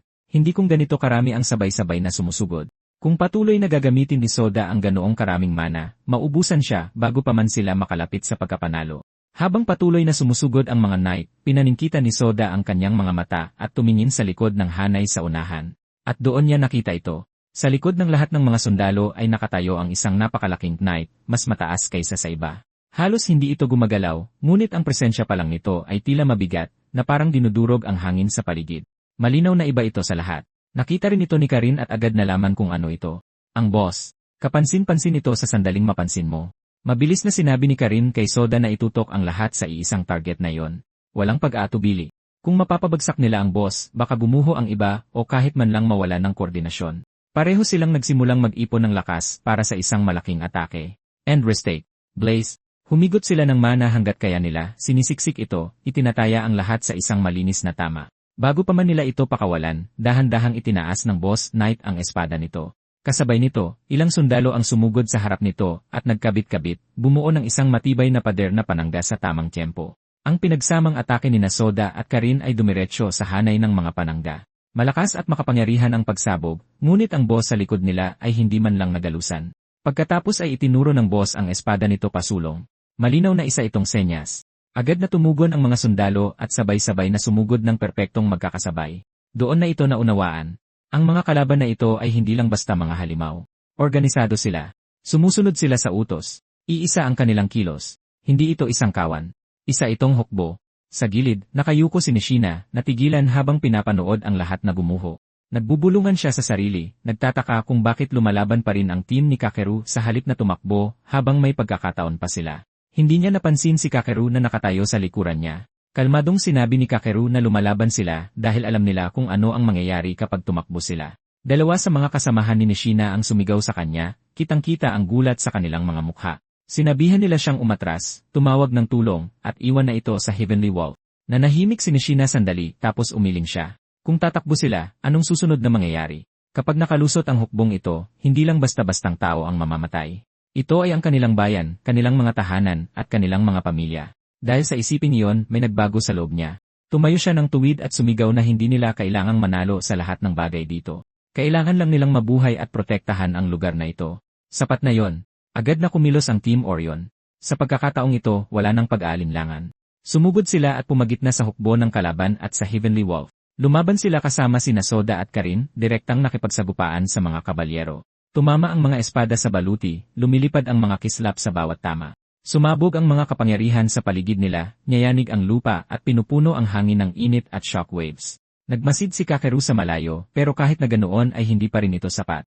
Masyadong malakas ang mga kabalyero, napakarami nila, at ang boss ay nakatayo pa rin sa likod, hindi nagagalaw. Tapos naramdaman ito ni Karen. Nagbago ang hangin. May malaking inihahanda si Kakeru. Nagsimulang yumanig ang lupa sa ilalim ng kanilang mga paa. Isang mabigat na presyon ang kumalat sa larangan ng digmaan habang inilalabas ni Kakeru ang kanyang aura. Napakatindi nito, imposibleng baliwalain. Kahit hindi siya tinitingnan, nararamdaman ni Karen na tumutugon ang kanyang katawan, na parang may humihila sa kanya para maging sabay. Natural na nagsimulang mag-aligin ang kanilang mga kapangyarihan. Tumaas ang lupa sa ilalim nila habang ginagamit ni Kakeru ang kanilang pinagsamang kakayahan para iangat silang lahat ng sabay-sabay. Ang Team Orion at Heavenly Wolf ay hinila pataas, nakatayo sa isang malaking plataporma na gawa ng kapangyarihan ni Karen. Tinanong ni Sota si Karen kung ano ang nangyayari. Ipinaliwanag niya na ginamit ng kapitan ang kanyang skill para ilipat sila. Isang higanting kamay na gawa sa purong aura ang lumitaw sa himpapawid, dahan-dahang nagkakaroon ng anyo. Giant killing. Nabigla ang mga kabalyero. Ang napakalaking kamay ay sumugod sa isang malupit na suntok. Ang shockwave pa lang ay nagpatalsik sa hukbo ng mga kabalyero sa lahat ng direksyon. Nagkalat ang mga katawan sa larangan ng digmaan, hindi man lang makatayo laban sa puwersa. Alam ni Karen na hindi lang isang target ang tatamaan ng atake. Lilinisan nito ang lahat sa kanyang daraanan, wawasakin ang mga sundalo at magbubukas ng direktang linya papunta sa boss. Nagpatuloy ang higanting atake, dala ang lahat ng bigat nito pasulong. Ang nag-iisang atake na yon ay napakalakas, sapat na bigat para durugin ang isang hukbo, sapat na lakas para tapatan kahit ang Grand Captain. Nagulat silang dalawa. Ito ang kapangyarihan ng kanilang kapitan. Ang nag-iisang malakas na suntok ay direktang tumama sa boss. Umalinggaw ang impact sa buong katakom, sapat na lakas para umugong ang tenga ng lahat, pero halatang naubos ang lakas ni Kakeru sa ataking iyon.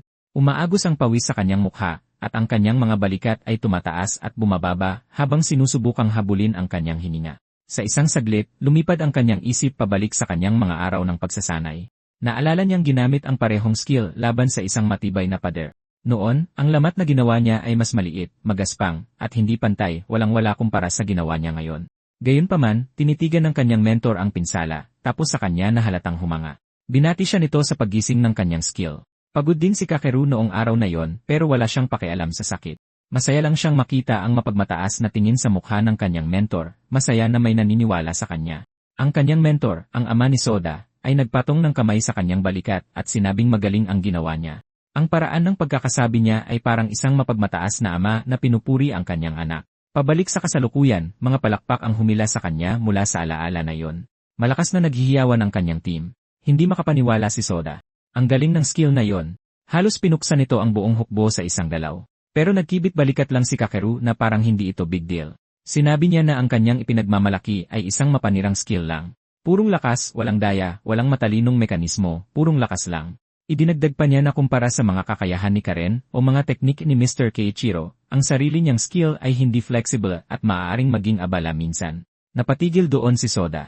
Bakit bigla na lang binanggit ng kanyang kapitan ang kanyang ama? Tinanong niya kung kilala ng kapitan ang kanyang ama. Bago pa makapagpaliwanag si Kakeru, biglang yumuko ng malalim sina Nishina at ang kanyang team. Humingi sila ng paumanhin, sinabing hindi nila namalayan kung sino talaga siya. Na si Kapitan Amami Kakeru ay isa pala sa mga Knights of the Round na kilala bilang kamao ng pagkawasak. Winagayway lang ito ni Kakeru na parang hindi mahalaga ang titulo. Pero ngayon ay mas lalo pang na-curious si Soda. Tinanong niya kung ano ba talaga ang mga Knights of the Round.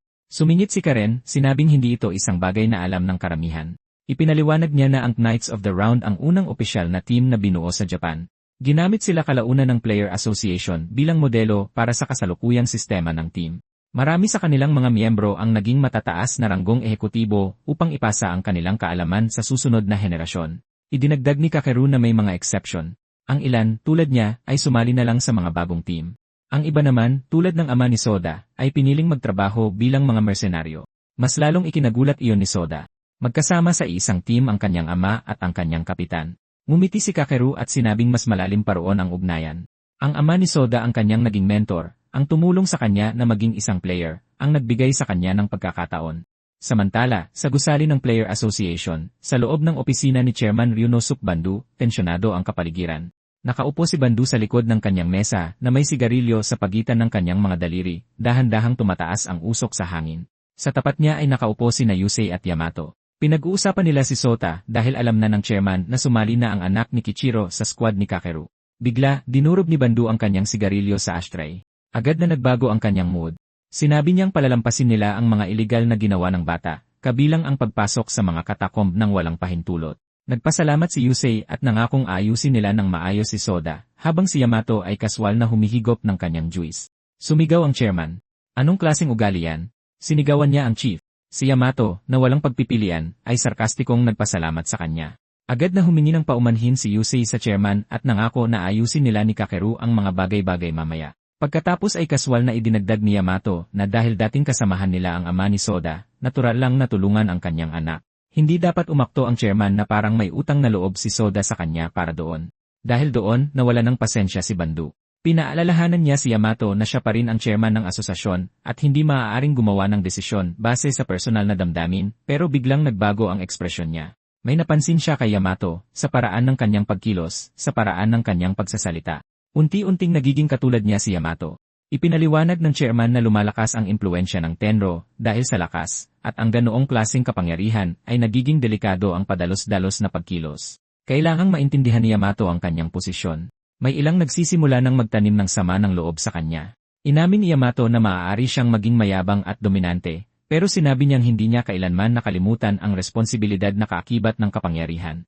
Naging seryoso ang kanyang tono. Sabi niya, tinatanong niya ang sarili niya araw-araw kung tama ba ang ginagawa niya. Pagkatapos ay nag-alab ang kanyang aura. Kumalat ang asul na kuryente sa paligid niya, dahan-dahang pinupuno ang opisina. Sabi niya, wala siyang panahon para sa mga tangang ayaw mag-isip o magsikap. Wala siyang pakialam sa mga reklamo ng mga taong nagtatago lang sa likod habang nakakrus ang mga braso. Umabot ang kanyang enerhiya sa sigarilyo ng chairman. Agad itong nagsindi. Kung may problema ang sinuman, sabihin nila ito ng harapan sa kanya, dagdag ni Yamato. Dahan-dahan siyang humitit. Naalala niya sa usok ang isang bagay na sinabi ni Yamato noong una niyang makilala si Kakeru. Nagkibit-balikat si Yamato at sinabing lumaki sila sa isang pasilidad, kaya, syempre, magkatulad sila mag-isip. Napunta ang isip ni Bando sa nakaraan. Naalala niya ang pagsuntok sa mukha ng batang si Kakeru, habang isinisigaw na hindi iyon lugar para sa mga bata o mga pangarap na pambata. Dahil sa suntok, napaluhod si Kakeru. Patuloy na sumigaw si Bandu na parang isang istriktong ama na sinusubukang turuan ng leksyon ang isang matigas na ulong anak. Pero sumagot si Kakeru ng walang pag-aalinlangan. Sinabi niyang magiging player siya anuman ang mangyari, kaya dapat tumigil na sa pagreklamo si Bandu at isama na lang siya. Bago pa lumala ang sitwasyon, pumagit na si Kichiro sa kanila. Kinamihan niya si Kakeru, sinasabing seryoso ang bata. Inilahad niya ang kanyang kamay para tulungang tumayo si Kakeru at tinanong kung ayos lang ba siya. Pagkatapos ay ipinakilala niya ang sarili bilang si Suzaki Kichiro at tinanong ang pangalan ng bata. Nagulat si Kakeru. Ibang-iba ang pakiramdam sa lalaking ito kumpara kay Bandu. Ang kanyang aura ay kalmado, magaan, at nakakapanatag. Inabot ni Kakeru ang kanyang kamay. Binago ng sandaling iyon ang lahat. Pabalik sa mga katakom. Ipinaliwanag ni Kakeru na siya, si Yamato, si Yusei, at si Toma ay lumaki lahat sa isang ampunan. Palaging kapos sa pera ang lugar, kaya bilang pinakamatanda, naramdaman niya ang responsibilidad. Naisip niyang kailangan niyang gumawa ng paraan para makatulong, at ang taong tumulong sa kanya noon ay ang ama ni Soda. Napangiti si Soda nang marinig iyon. Para bang may koneksyon sa pagitan niya at ng kapitan dahil sa kanyang ama. Magtatanong pa sana siya ng iba pang kwento nang biglang may lumitaw na maliwanag na puting ilaw mula sa kawalan. Natigilan ang lahat. Isang gate ang nagsimulang mabuo sa mismong harapan nila sa loob ng katakom. Isang gate, sa loob ng isa pang gate.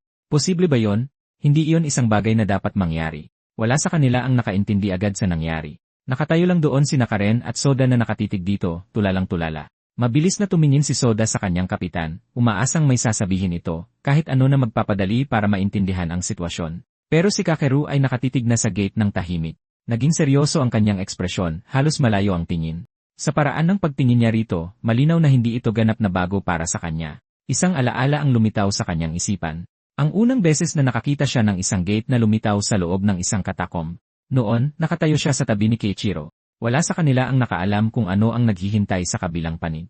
Hindi nila alam kung nandoon ba ang Reyna o kung may mas malala pa, pero pareho silang sumang-ayon na tingnan pa rin ito. Walang pag-aalinlangan. Mabilis na nagkaproblema ang lahat. Ang sumunod na malinaw na imahe sa alaala ni Kakeru ay si Keiichiro na nakahandusay sa lupa, duguan, at halos hindi na humihinga. Tumak sa kanyang isipan ang eksenang iyon, ang itsura ng kanyang kaibigan na sobrang sugatan pero sinusubukan pa ring tumayo.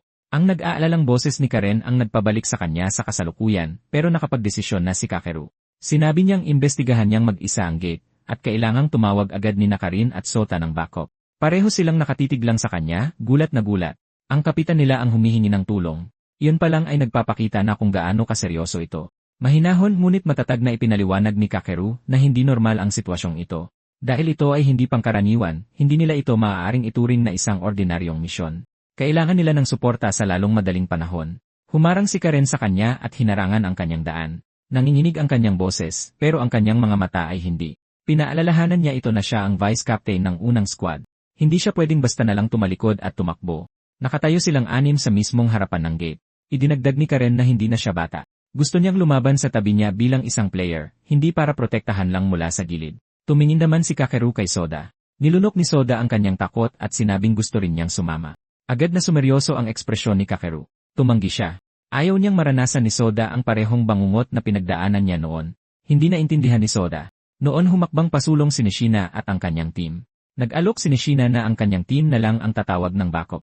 Inamin niya ng tapat na kumpara sa squad ni Kakeru, hindi sila sapat na malakas para maging kapaki-pakinabang sa loob ng isang kakaibang gate na tulad nito. Pababagalin lang nila sila. Para naman sa dalawang ito, hindi maikakailang malakas sila. Sinabi rin niya na mahalaga ang pagprotekta sa mga nasasakupan, pero kasing halaga rin ang pagtitiwala sa kanila kung gusto mong lumago sila. Nag-isip si Kakeru sandali pagkatapos ay pumayag siya. Sinabihan niya ang team ni Nishina na kontakin ang asosasyon at humingi ng agarang backup. Parehong nakaramdam ng ginhawa ang dalawang kasama nang marinig iyon. Mananatili sila. Bago umalis, lumingon si Nishina kay Sota, at taos-pusong nagpasalamat sa pagligtas sa kanyang kasamahan kanina. Namula ang ating ANC. Hindi siya sanay na tumanggap ng pasasalamat. Saglit silang nagkamay, isang tahimik na senyales ng respeto. Pinanood ng natitirang tatlo ang pag-alis ng Team Orion sa katakom. Kumaway ng paalam ang ating ANC. Tapos may boses na tumawag sa kanya. Muling lumitaw ang bolang apoy sa tabi ni Soda, lumulutang sa gilid niya tulad ng dati. Nagulat siya, kahit na dapat sanay na siya rito. Sinabi nito sa kanya na ang mangyayari ay babaguhin ang lahat, isang mahalagang pangyayari, isang bagay na maaaring tuluyang magbago ng kanilang kapalaran. Pero parang putol-putol ang boses nito, parang mahina ang koneksyon. Karamihan sa mga salita ay pira-piraso at hindi malinaw. Pero may isang mensahe na malinaw na narinig. Kailangan niyang pumuntang mag-isa. Natauhan si Soda nang tawagin ni Karen at Kakeru ang pangalan niya. Umiling siya at pinilit na mag-focus. Ano man ang nasa loob ng gate na yon, haharapin na nila ito. Agad na humingi ng paumanhin ang ating AC at sinabing susunod na siya. Hinarap niya ang bolang apoy at sinabihan itong huwag mag-alala. Hindi siya nag-iisa. Mayroon siyang malalakas at maaasahang mga kasama. Sa wakas, tumakbo si Sona papunta sa gate. Ang huli niyang narinig ay isang babala. Ano man ang katotohanang matuklasan niya sa loob, hindi siya pwedeng magkamali kahit isang beses. Samantala, matagumpay na nakalabas ng outer gate si Nish at ang kanyang team. Agad silang nag-usap kung paano tatawagan ang asosasyon para humingi ng tulong. Hindi pa man nila natatapos ang kanilang sinasabi. Biglang may mga hindi nakikitang hiwa na tumama sa kanilang mga katawan. Walang ingay, walang nakikitang atake, mga malalalim na sugat lang ang biglang lumitaw sa kanilang mga balat. Bumuhos ang dugo sa lupa habang pareho silang bumagsak kaagad. Natigilan si Nishina. Hindi niya maintindihan kung ano ang nangyari. Masyadong mabilis. May isang lalaking nakatayo sa likuran nila, sinasabihan silang lumayo sa gate. Kakaiba ang aura sa paligid niya, mabigat, baluktot, madilim na parang hindi sa tao. Nag-alab ang galit sa loob ni Nishina. Sinigawan niya kung sino ba talaga ang taong ito. Inasar siya ng gagong iyon, sinasabing wala itong kwenta sa isang tulad niya, pataba lang naman. Ikinagalit ito ni Nishina. Inactivate niya ang kanyang alter ego power nang walang pag-aalinlangan, naghahanda para lumaban. Pero sa kaloob-looban niya, alam na niya, ibang level ang kalaban na ito. Ang isang skill na gumagawa ng mga hindi nakikitang hiwa sa ganoong kalawak na lugar ay dapat nangangailangan ng oras para ihanda. Hindi niya yon hahayaan. Umilaw ng berde ang kanyang mga kamao, habang sumusugod siya, paikot-ikot para mabilis na makalapit. Pero nakatayo lang doon ang kalaban. Hindi umabot si Nishina. Hinati siya ng mga hindi nakikitang talim mula sa lahat ng direksyon, bago pa man siya makasuntok. Sumabog ang sakit sa buong katawan niya. Tumalsik ang dugo tulad ng nangyari sa kanyang mga kasama. Hindi man lang gumalaw ang lalaki, at iyon ang nakakatakot na bahagi. Napaluhod si Nishina habang nakatingala sa anyo sa harap niya. Halimaw, iyon lang ang salitang bagay. Dahan-dahang itinulak ng lalaki ang mga sugatang katawan pabalik sa pasukan ng katakom, halos kaswal lang, na parang ibinabalik ang mga bagay kung saan sila nararapat, na parang mga alay. Tanging panonood lang ang nagawa ni Nishina, walang magawa at puno ng pagsisisi. Nabigo siyang protektahan ang kanyang team. Kaswal na sinabi ng kalaban na magiging magandang pataba sila. Ang kanilang mga katawang nababalot ng dugo ay nakahandusay sa lupa habang tumalikod at naglakad palayo ang lalaki nang hindi man lang lumilingon.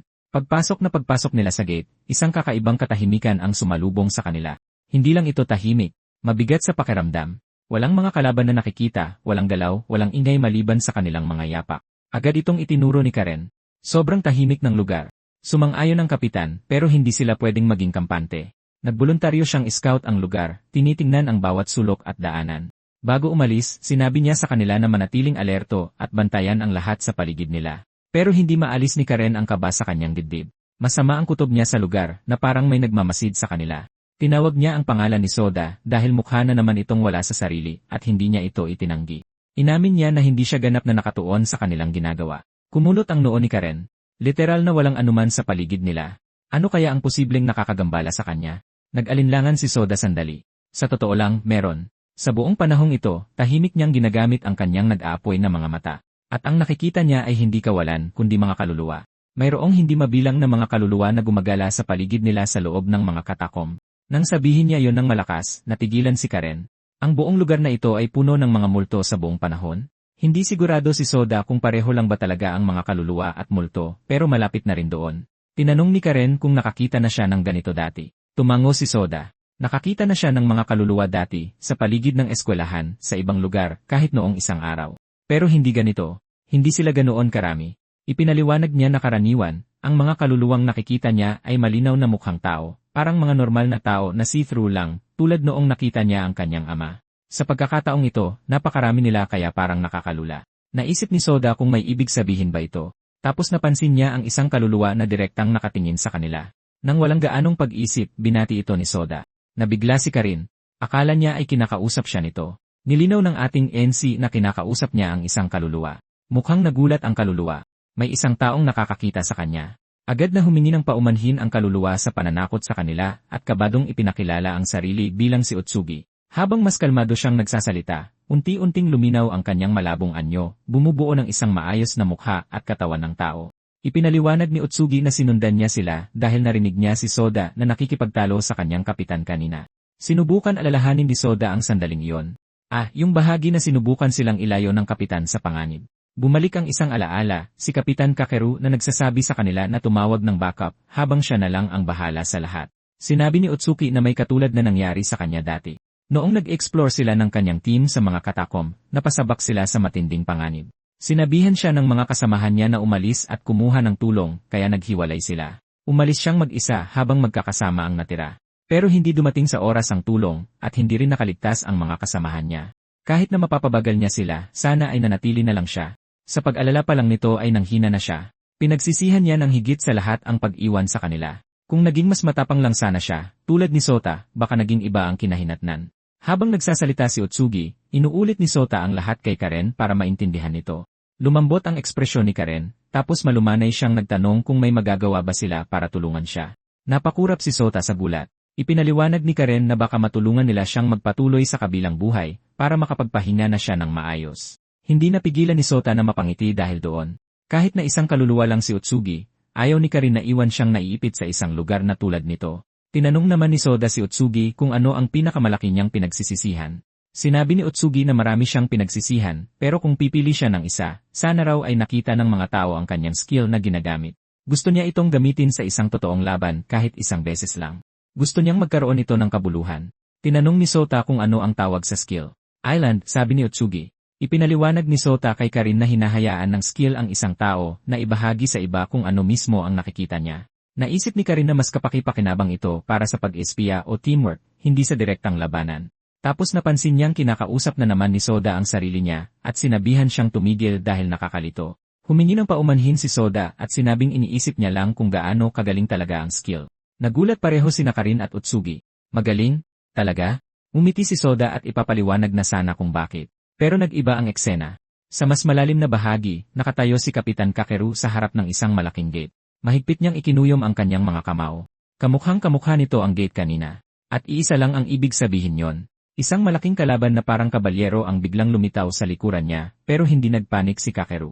Alam na niyang magkakaroon ng isang tagabantay ng gate. Inihampas ng tagabantay ang espada nito ng buong lakas. Sinalag ito ni Kakeru. Pero ang ikinagulat niya ay hindi man lang natinag ang kalaban. Sinipa niya ito palayo para magkaroon ng distansya, at agad na ginamit ang skill niyang Giant Killing. Isang malakas na asul na aura ang sumabog sa paligid niya habang pinakawalan niya ang Ren Strike. Isang higanting asul na aura na hugis kamay ang tumama sa kalaban, pero halos hindi gumalaw ang kabalyero. Para bang walang epekto ang atake. Napakunot no si Kakeru. Halatang mas matibay ito kaysa sa mga kalabang naka-armor na tinalo lang nila. Nagpakawala pa siya ng mga atake, sinusubukan ang iba't ibang anggulo pero walang tumalab. Sa kaloob-looban niya, alam niyang Conquering Fist lang ang makakatapos dito, pero kailangan ng oras para i-charge ang skill na yon at wala siyang sapat na oras. Sakto namang may tumawag sa pangalan niya. Lumitaw sa tabi niya si Karen at Sota. Pareho silang mukhang seryoso at handang lumaban. Humarap si Sota at sinabi sa kapitan na sila na ang bahala. Agad na tumanggi si Kakeru. Nasa ibang antas ang kalaban na ito. Inutusan niya silang suportahan siya at bigyan siya ng oras. Pero hindi umatras si Sota. Tiniyak niya kay Kakeru na magiging maayos lang ang lahat. Sinabi niyang ipaubaya na ito sa kanya at kay Karen. Hinarap nilang dalawa ang higanting kabalyero. Tiyak na mas malakas ito kaysa sa iba, pero hindi sila natakot. Papatunayan nilang kaya nila ito, at plano nilang pabagsakin ito sa loob ng 1 minuto. Pero hindi talaga kumbinsido si Kapitan Kakeru. Sinabi niyang imposible yon. Halatang mas malakas ang kabalyerong ito kaysa sa huling boss na nilabanan nila. Kanina lang, kinailangan pa nilang pumasok si Kakeru para lang matapos ang mga kalaban. Kaya paano nila matatalo ang isang ito kung halatang nasa mas mataas itong antas? Itinaas ng kalaban ang espada nito at inayos ang tindig, handang umatake anumang oras. Seryosong nagsalita si Sota. Sinabi niyang alam niyang si Kakeru palagi ang nangunguna at naglalagay ng sarili sa panganib para sa kanila. Pero kung patuloy silang magtatago sa likod niya at hahayaan siyang protektahan sila palagi, hindi sila lalakas kailanman. Kalmado pero matatag ang kanyang boses. Kahit ang aura niya ay iba na, mas matatag, mas mature, na para bang handa na siyang dalhin ang sarili niyang bigat sa isang tunay na laban. Palagi niyang gustong lumakas. Iyon ang layunin niya mula pa sa simula. Natigilan si Kakeru ng isang segundo. Yung pakiramdam na yon, pamilyar iyon. Isang alaala ang lumitaw. Siya na nakikipagtalo sa sarili niyang mentor, sinasabing gusto rin niyang lumakas, na ayaw niyang palaging pinoprotektahan. Pagkatapos ay medyo atubiling inamin ni Karin na sumasang-ayon siya kay Sota. May dahilan kung bakit gusto nilang labanan ito ng sila lang. Kailangan nilang patunayan ang isang bagay, hindi lang sa kanilang kapitan, kundi sa kanilang sarili, kaya nagmakaawa silang dalawa kay Kakeru na hayaan silang humawak nito. Lalo siyang nagulat doon. Pagkaraan ng isang sandali pumayag din siya. Sinabi niyang sige, pero kung magiging delikado ang sitwasyon, bago pa man siya matapos, pinutol siya ng dalawa at agad na nagpasalamat. Nakatayo lang doon si Kakeru, nalilito at bahagyang nabigla sa kanyang nararamdaman. Sumigaw si Karen kay Soda na kumilos, at agad na sumugod si Soda, habang umaalab ang apoy sa paligid niya. Habang pinapanood silang sumugod, napangiti si Kakeru na parang isang mapagmahal na kuya, pero bahagyang nawala ang ngiting iyon. Masaya siyang makita ang pag-unlad ni Soda, pero pakiramdam niya'y wala siyang karapatan. Ang kagalakan ng panonood sa paglakas ng isang anak. Iyon ay isang bagay na ipinagkait niya sa kanyang mentor, si Kichiro. Sa larangan ng digmaan, mabigat ang pakiramdam sa hangin, na para bang lahat ay naghihintay sa susunod na galaw. Dahan-dahang ibinaba ni Karen ang kanyang kamay sa lupa at idiniin ang kanyang palad sa magaspang na ibabaw. Isang malambot na kulay rosas na liwanag ang kumalat mula sa ilalim ng kanyang mga daliri, gumagapang sa buong larangan na parang mga bitak ng liwanag. Yumanig ang lupa, at sunod-sunod na nagsiangat ang malalaking bato, pilit na lumalabas mula sa lupa na parabang ang kalupaan mismo ay tumutugon sa kanyang tawag. Hindi nag-atubili si Soda. Sa sandaling nabuo ang mga bato, sumugod siya at tumalon sa una. Mabilis siyang kumilos, gamit ang bawat lumulutang na bato bilang tapakan, malakas na tumutulak gamit ang kanyang mga binti para tumaas at bumilis. Sa likod ng kabalyerong naka-armor, biglang gumalaw muli ang lupa. Isang higanting kamay na bato ang nabuo mula sa solidong bato, ang mga daliri nito ay kumuyom bago humampas pasulong ng may nakakadurog na lakas. Tumama ito sa likod ng kalaban, at ang impact ay malakas na umalingaw-ngaw sa buong paligid. Tumilapon pasulong ang kabalyero, nawalan ng balanse ang katawan nito at dumiretso papunta kay Soda. Bumalot ang apoy sa braso ni Soda habang inuurong niya ang kanyang kamao. Mas lalong lumakas ang apoy kaysa dati. Sa sandaling umabot sa abot tanaw ang kalaban, ibinagsak ni Soda ang kanyang nag-aapoy na suntok ng buong lakas. Dahil sa lakas ng tama, bumaon ang kalaban sa lupa. Nabasag ang sahig na bato sa ilalim nila dahil sa puwersa. Mula sa malayo, pinapanood lang sila ni Kakeru. Malinis at sakto sa tiempo ang kanilang teamwork. Hindi sila nagkakabanggaan o nag-aalangan. Pero kahit ganoon, alam niyang may kulang. Malalakas ang kanilang mga atake, pero hindi pa sapat para tapusin ito. Dahan-dahang bumangon ang kalaban mula sa bunganga, nasunog at bahagyang nasira ang baluti pero nakatayo pa rin. Mabilis na kumilos si Karin.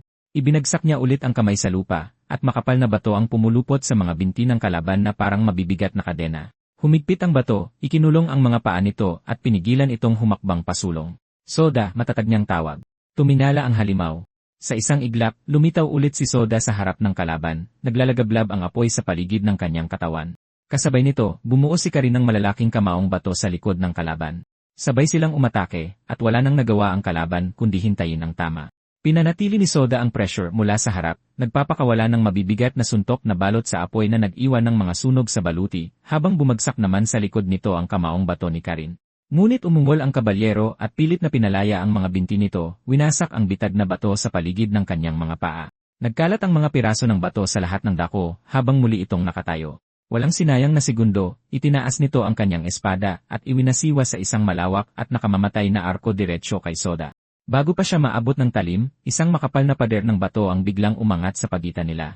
Kumilos si Karin sa huling posibleng segundo, bumuo ng kalasag na sapat na lakas para harangin ang atake. Ligtas na tumalon pa atras si Soda, humihingal ng malalim pero nakatuon ang isip. Maigi ang pagmamasid ni Kakeru. Hindi lang maganda ang tiyempo nila. Halos perpekto. Hindi sila nagpapanik. Nag-iisip sila habang kumikilos. Napagtanto ni Soda na parehong basic na atake ang ginagamit ng kalabang ito tulad ng mga nakalaban nila kanina. Kahit habang umaatake, mas lalong nagningning ang mga mata ni Soda. Sa likod ng liwanag ng kanyang apoy, maingat niyang pinag-aralan ang kalaban.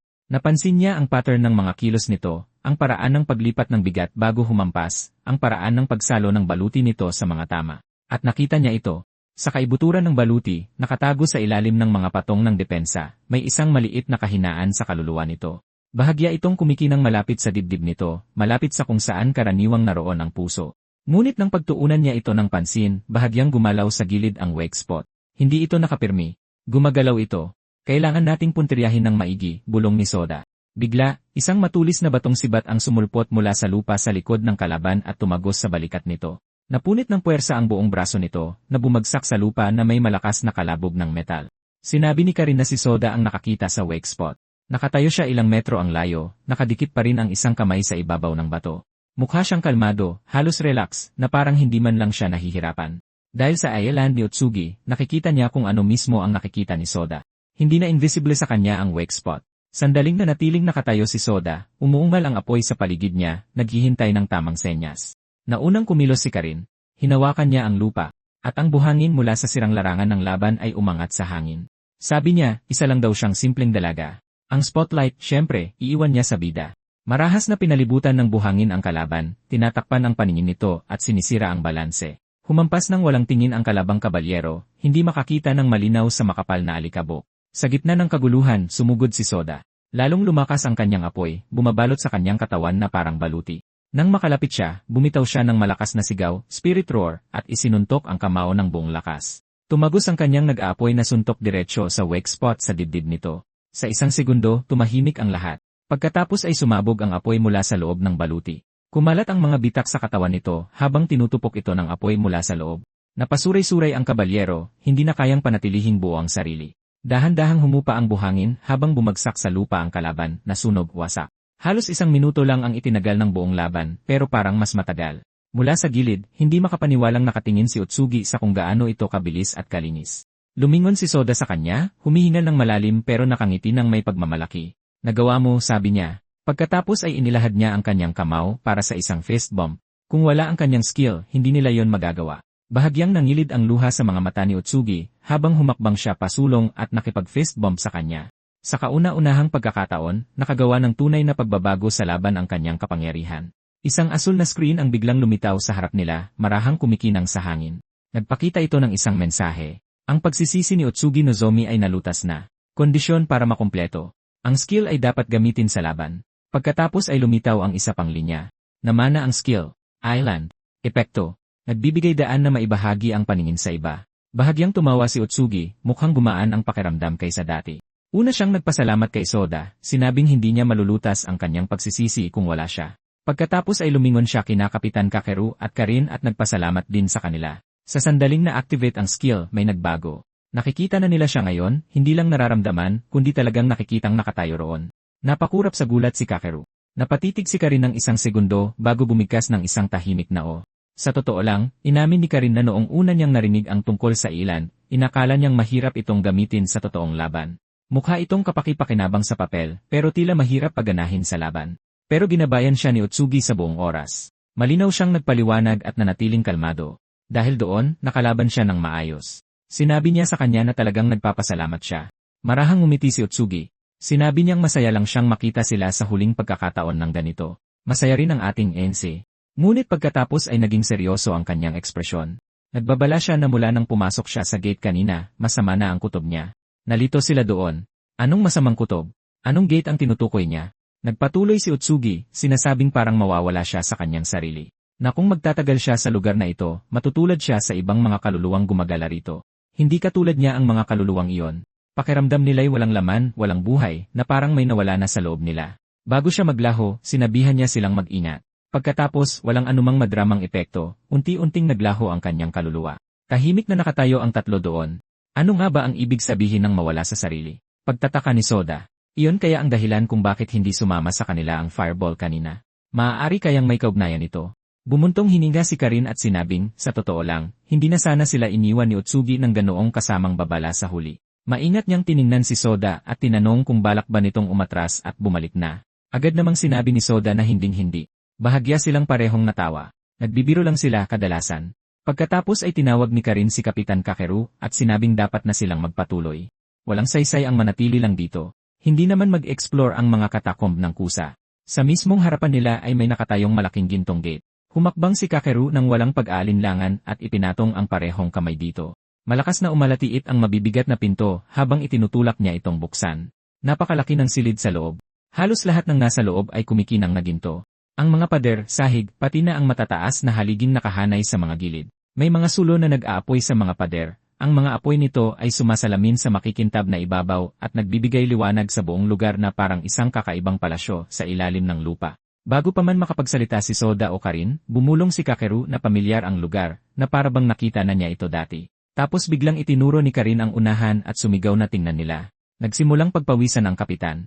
Sa pinakagitna ng silid ay may isang malaking bagay, isang itlog. Napakalaki nito. Itim ang ibabaw nito na may mga guhit ng ginto at lila.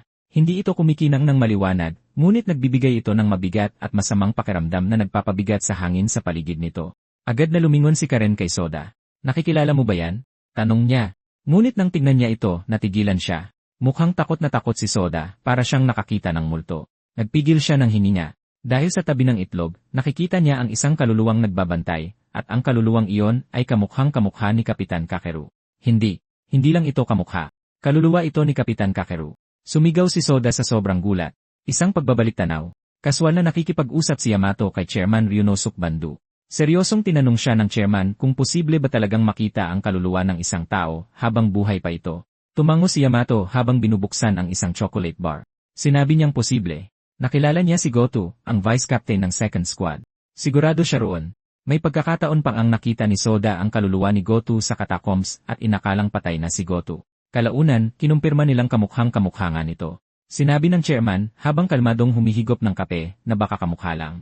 Gumawa si Yamato ng malaking ina-assign gamit ang kanyang mga daliri at sinabing imposible. Pati ang mga skill na ginamit ng kaluluwa ay pareho. Lalo lang iyong ikinalito ng chairman. Inasar siya ni Yamato, sinasabing walang imahinasyon ang matanda. Nainis ang chairman.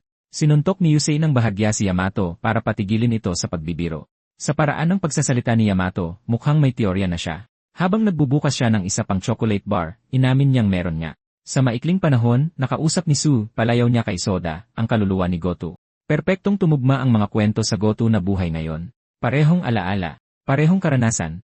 Itinaas ni Yamato ang isang kalahating kain na chocolate bar sa isang kamay at isang bagong-bago sa kabila. Ikinumpara niya ang mga ito sa sitwasyon. Paano kung ang isang pagkatao ay nahati sa dalawa? Dalawang bersyon. Parehong may isang nakaraan. Tapos may sinabi siyang mas kakaiba pa. Paano kung, bago pa man magsimula ang mundong ito, may isa pang mundo na katulad nito? Pabalik sa Golden Palace, hindi pa rin makapaniwala si Soda sa kanyang nakikita. Nakatayo ang kanyang kapitan sa tabi niya, at kasabay nito, nakatayo ang kaluluwa ng kanyang kapitan sa tabi ng itlog. Soda, malakas na umalinggaw ang boses ni Karen sa buong Golden Hall. Ngunit bago pa man mailingon ni Soda ang kanyang ulo patungo sa kanya, isang matinding sakit ang sumabog sa kanyang dibdib. Napakabilis ng pangyayari, hindi man lang niya nakita ang talim. May malakas na tunog ng paghiwa na parang metal na tumatagos sa makapal na tela. Tapos ay bumulwak ang dugo mula sa kanya. Sa isang iglap, hindi niya naintindihan kung ano ang nangyari. Wala siyang naramdamang sinuman na malapit sa kanya. Wala siyang narinig na mga yabag. Walang presensya sa likuran niya. Kaya paano? Nagsimulang bumagsak si Soda. Mula sa mga anino malapit sa isa sa mga gintong haligi, isang figura ang humakbang. Siya yon, ang parehong kalaban na nakaharap ng team ni Nishida dati. Ang una, may pagmamalaki niyang sabi. Ang hiwa sa kanyang likod ay mahaba, malalim, malinis, napakalinis. Nagsimulang kumalat ang dugo sa ilalim ni Soda, matingkad na pula laban sa kumikinang na ginto. Sa di kalayuan, ang kaluluwang kamukhang-kamukha ni Kapitan Kakeru ay nakatayo sa tabi ng malaking itlog. Hindi ito umaatake. Hindi ito gumagalaw. Nakatingin lang ito. Ngunit ang ekspresyon nito ay mukhang nalilito, halos nababagabag, na parang kahit ito ay hindi naintindihan ang nangyayari. Biglang pumasok sa isip ang teorya ni Yamato. Nauulit ba ang kanilang mundo? Nakahandusay ang duguan na katawan ni Soda sa gintong sahig. Nakatayo ang kaluluwa ni Kapitan Kakeru ilang hakbang ang layo at nakatitig sa kanya. Mukha siyang tuliro, hindi gulat, hindi galit, blanko lang. Nagmamadaling lumapit si Karen kay Soda at napaluhod sa bilis na halos masakit. Nanginginig na ang kanyang mga kamay habang hinawakan ang isa sa kanyang manggas at pinunit ito ng walang pag-aalinlangan.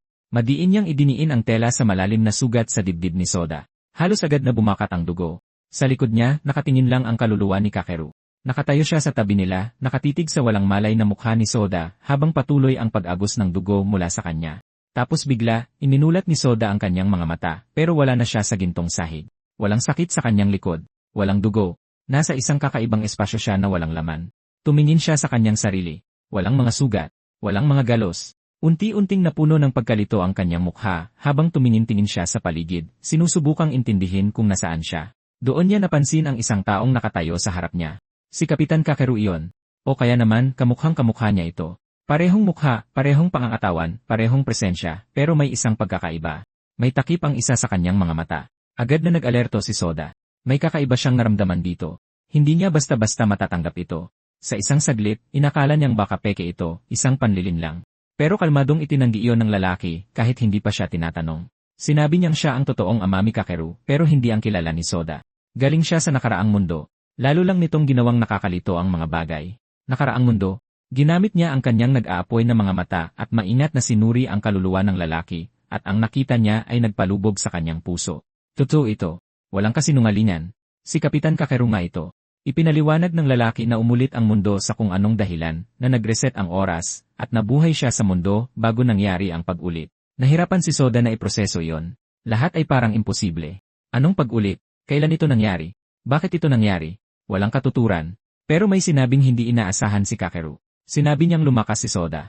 Sa nakaraang mundo, sumusunod lang si Soda sa kanila, nagbubuhat ng mabibigat na bag at ginagawa ang lahat para makasabay. May potential siya. Naman. Pero hindi siya ganito. Ngayon, sa pagtingin pa lang sa kanya, halata na. Lumakas siya. Nailang si Soda nang marinig iyon. Kahit ngayon, natalo pa rin siya ng ganoon kadali. Hindi niya naramdaman na malakas siya. Pero isinantabi niya iyon at itinanong ang mahalagang bagay.